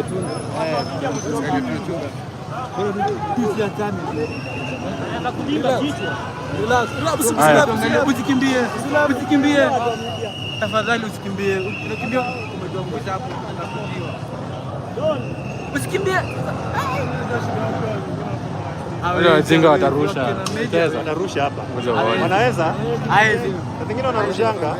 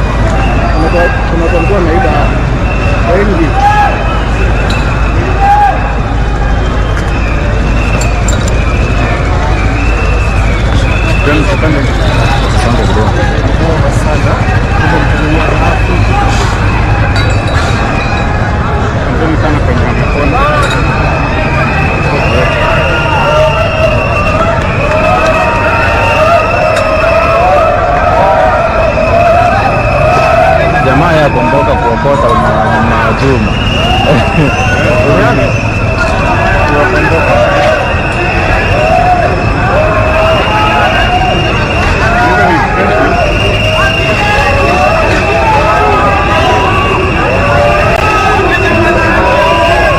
Wale polisi kwanza unajua mahali wako ndio unaenda bro. Unajua mahali polisi wako ndio unaenda.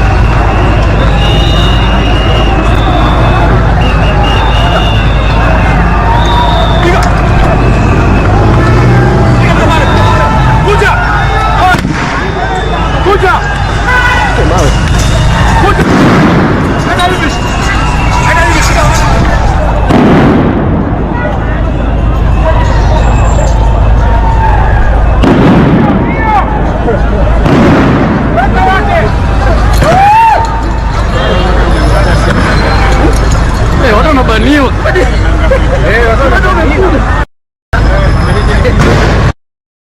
TikTok ndio umebaniwa mbaya.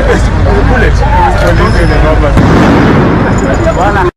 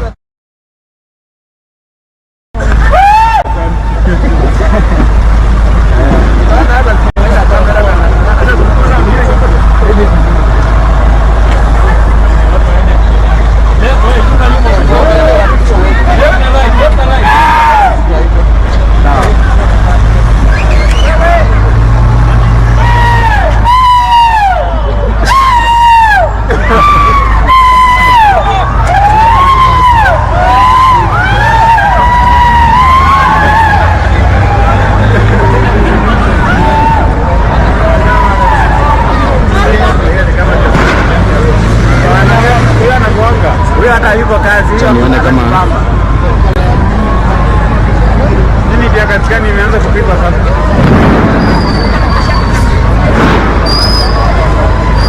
Ndio hiyo. Account. Mimi nimetoka.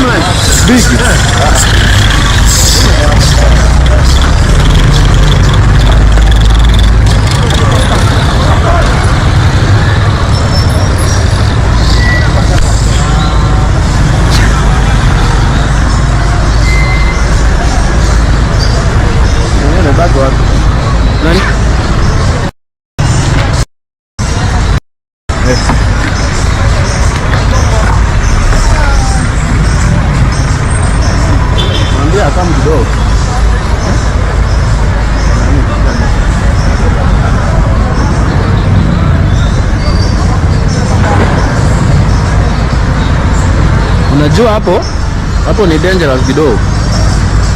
Inabidi nikawa nenda kwa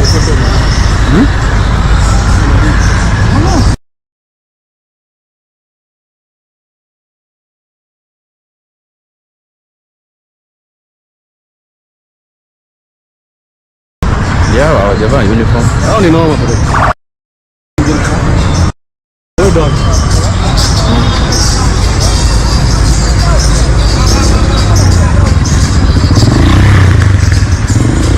Ndio seri tulishamuona.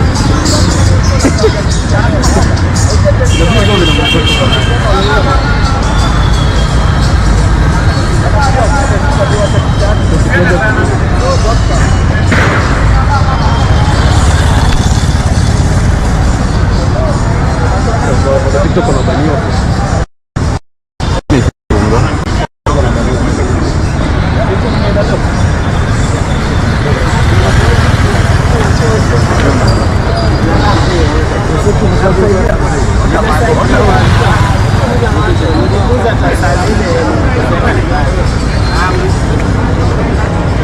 Yenye mkono tu leo.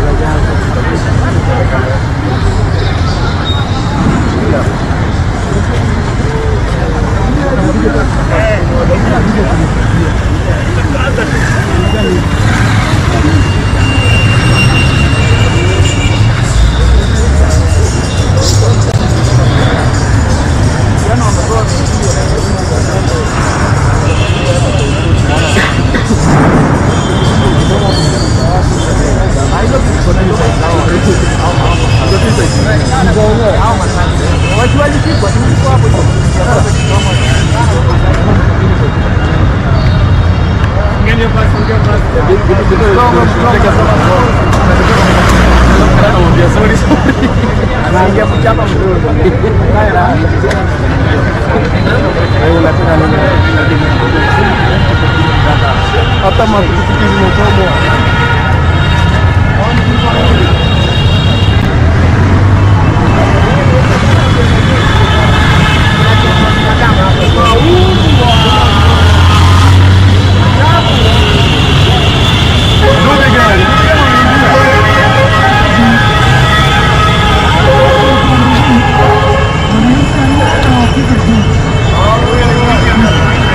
Unajua watu ndio wameibiwa mazimu, sasa ndivyo kasirisha.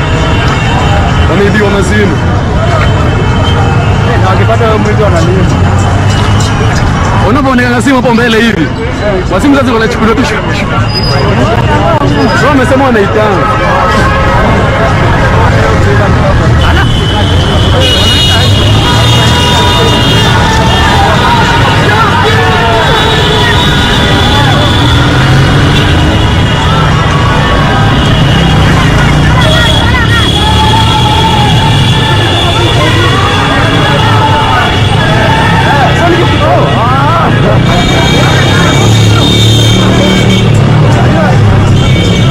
Nadhani ya jumuiya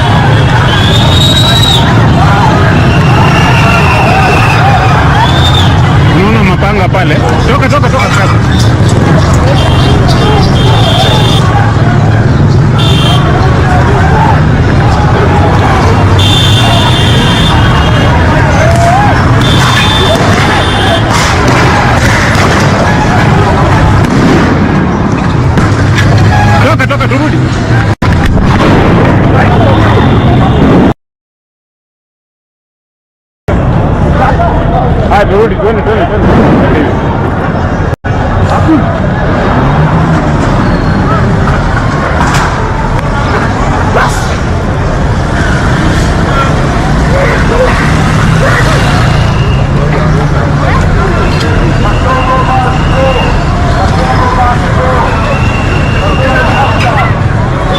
Kwani walikuwa wameenda kuiba huko?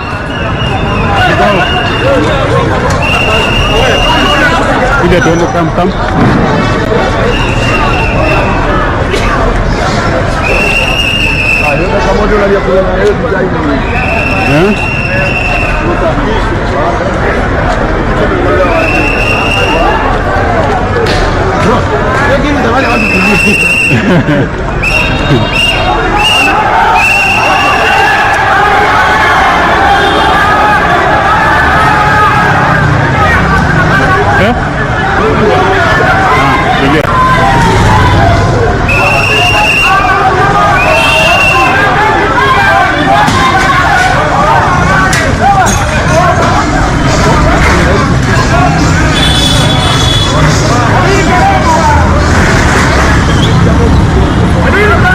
Kuna mapanga.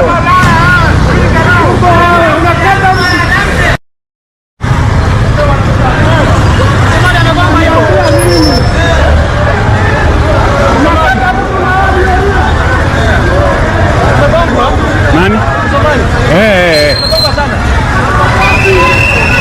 Lakini si wanajaribu kuzuia biashara yao isiibiwe. Lakini sasa mbona unaenda kuiba kwa wenyewe? Shida ni angalau kama unasaidia.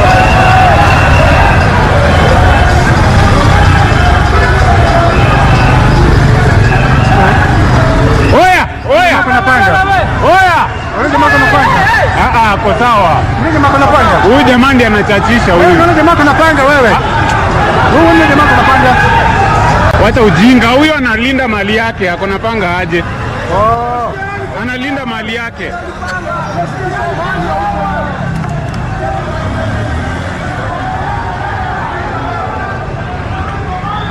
Si analinda mali yake. Sisi tunasaidia hao. Kuna vijana pia wanakuja kuiba. Kuna mmoja anapigiwa pale. So analinda mali yake na panga? Unataka ulinde mali yako na nini? Wanapoalinda hapo anajua. Si wako sawa, analinda kwa sawa bana. Angalia hiyo duka vile imevunjwa.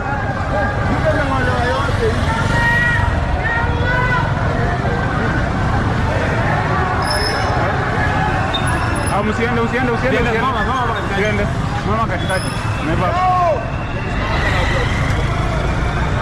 Usisimame na sisi tupigwe bana. Hawezi pigwa. Bro, hauna hata kamera shwali. Unaweza fanya hata tupigwe rungu. Oya. Twende. Watu wataanza kutupa mawe kutoka nyuma yetu. Nimekuambia.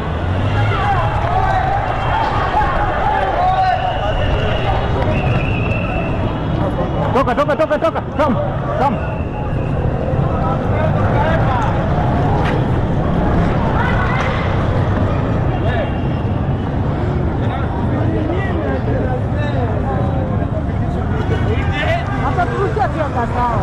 Wachana na tear gas mawe. Hata mimi nakupa tu. Tear gas utaicontain mawe.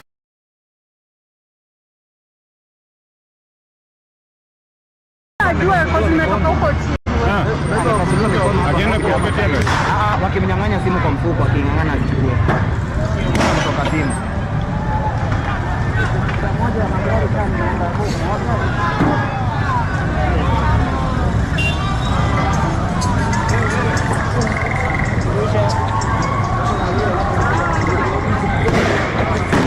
Kuja twende hivi. Ama twende hapa.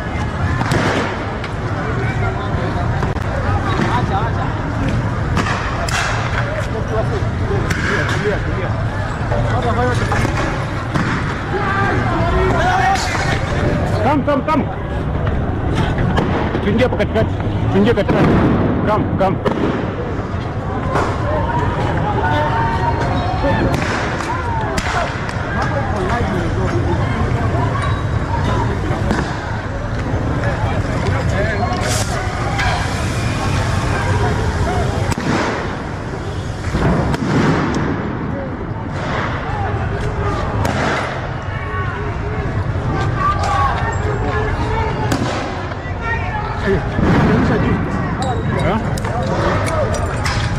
mawe.